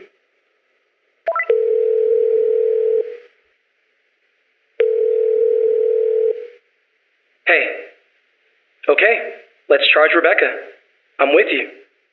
Like I said earlier, I think you hit the nail on the head here. All the evidence really does point to her. It's just unfortunate that she's gone and screwed up her life at such a young age. But I guess actions do have consequences, right? Look, I'm sure this was a hard decision to make. I respect your judgment. Sometimes we just gotta do what's right, no matter the circumstance. I get it. All right, let me grab Rebecca and formally charge her. I'll talk to you soon. Bye. This sucks. This really sucks. It sucks that someone died. Sucks that someone got threatened. It all just is just stinky. Just a stinky, sloppy situation. All right, this is a continuation with Rebecca Humphreys. So look, Rebecca, after reviewing all of the evidence and the statements made today, I am officially charging you with the murder of Daniel Murphy. She knew this was coming.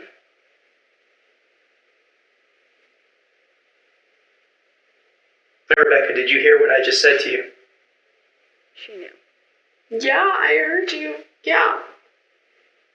So is there anything else that you would like to add to your statement today before we take you into custody? I didn't mean to kill him. Tell us who helped I didn't mean to kill him. It was an accident. So Rebecca, I don't understand what do you mean by you didn't mean to kill him? Oh, come on, Rebecca, no more games, no more lies, all right? Just tell me exactly what happened, please. Okay.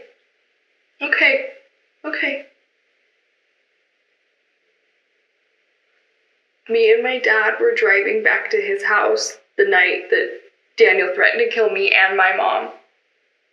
I told my dad I wasn't comfortable with him having a gun inside the house because I thought he was going to do something stupid and try and kill me or my mom, kill both of us. So I told my dad that I wanted to go to the house in the morning and check if Daniel was there. And if he wasn't, I wanted to go inside the house and try and find the gun and take it. Obviously, my dad was not okay with that idea, and he told me not to do it, and I told him that I wouldn't do it. I told him I wouldn't go. But you didn't listen to your dad, and you went there anyways. Yeah.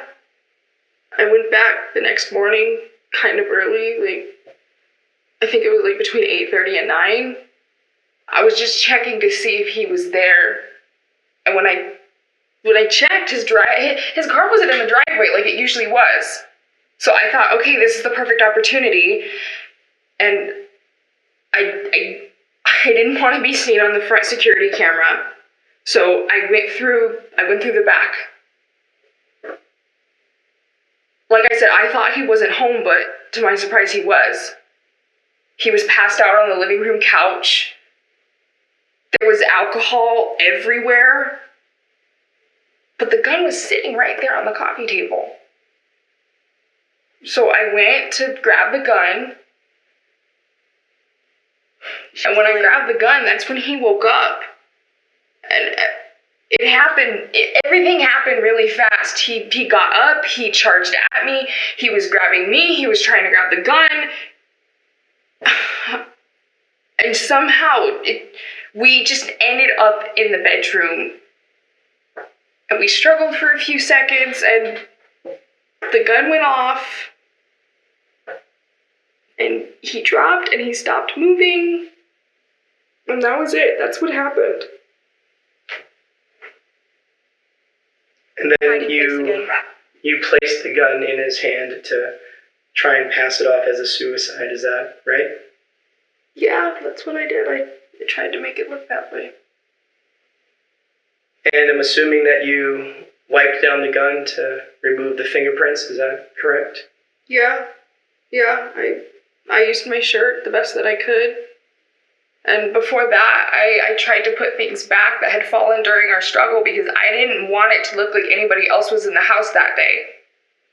I didn't know what I was doing. I didn't know if it was going to work. I was scared. And as I was putting the gun in his hand, I heard the front door open. I didn't know who it was. I thought maybe it was my dad, and that maybe he had come to try and find the gun and take it instead of me, but I honestly didn't know who it was. So I left. I left as fast as I could, and I went out through the back door, and that's why the back door was left open. I didn't have time to shut it. I was scared.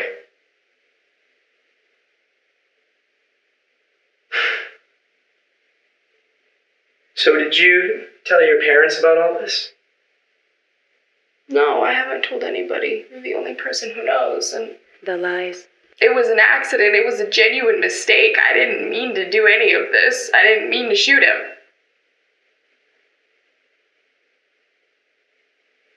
Well, look, I am sorry for everything Every time that she you says a lie, she looks had at to him go to through. gauge whether Okay, he I believes her really or not. am. Now, the unfortunate truth is that I do have a job that I have to do. Okay, and that means that we do have to take you into custody. Now, you will be able to, explain all of this in court, and I do hope that things will actually, go your way. I do. All right, but for now, yeah, I need you to stand up. All right, I need you to stand up for me.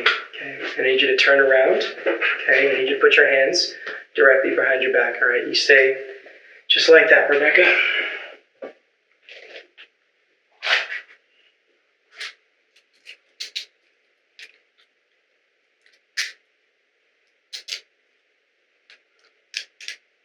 All right, you can sit down.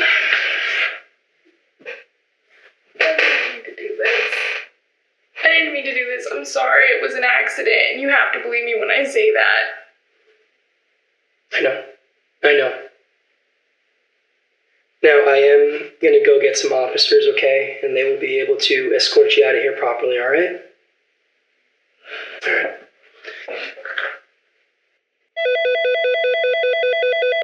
Well, it looks like we successfully solved this case, huh?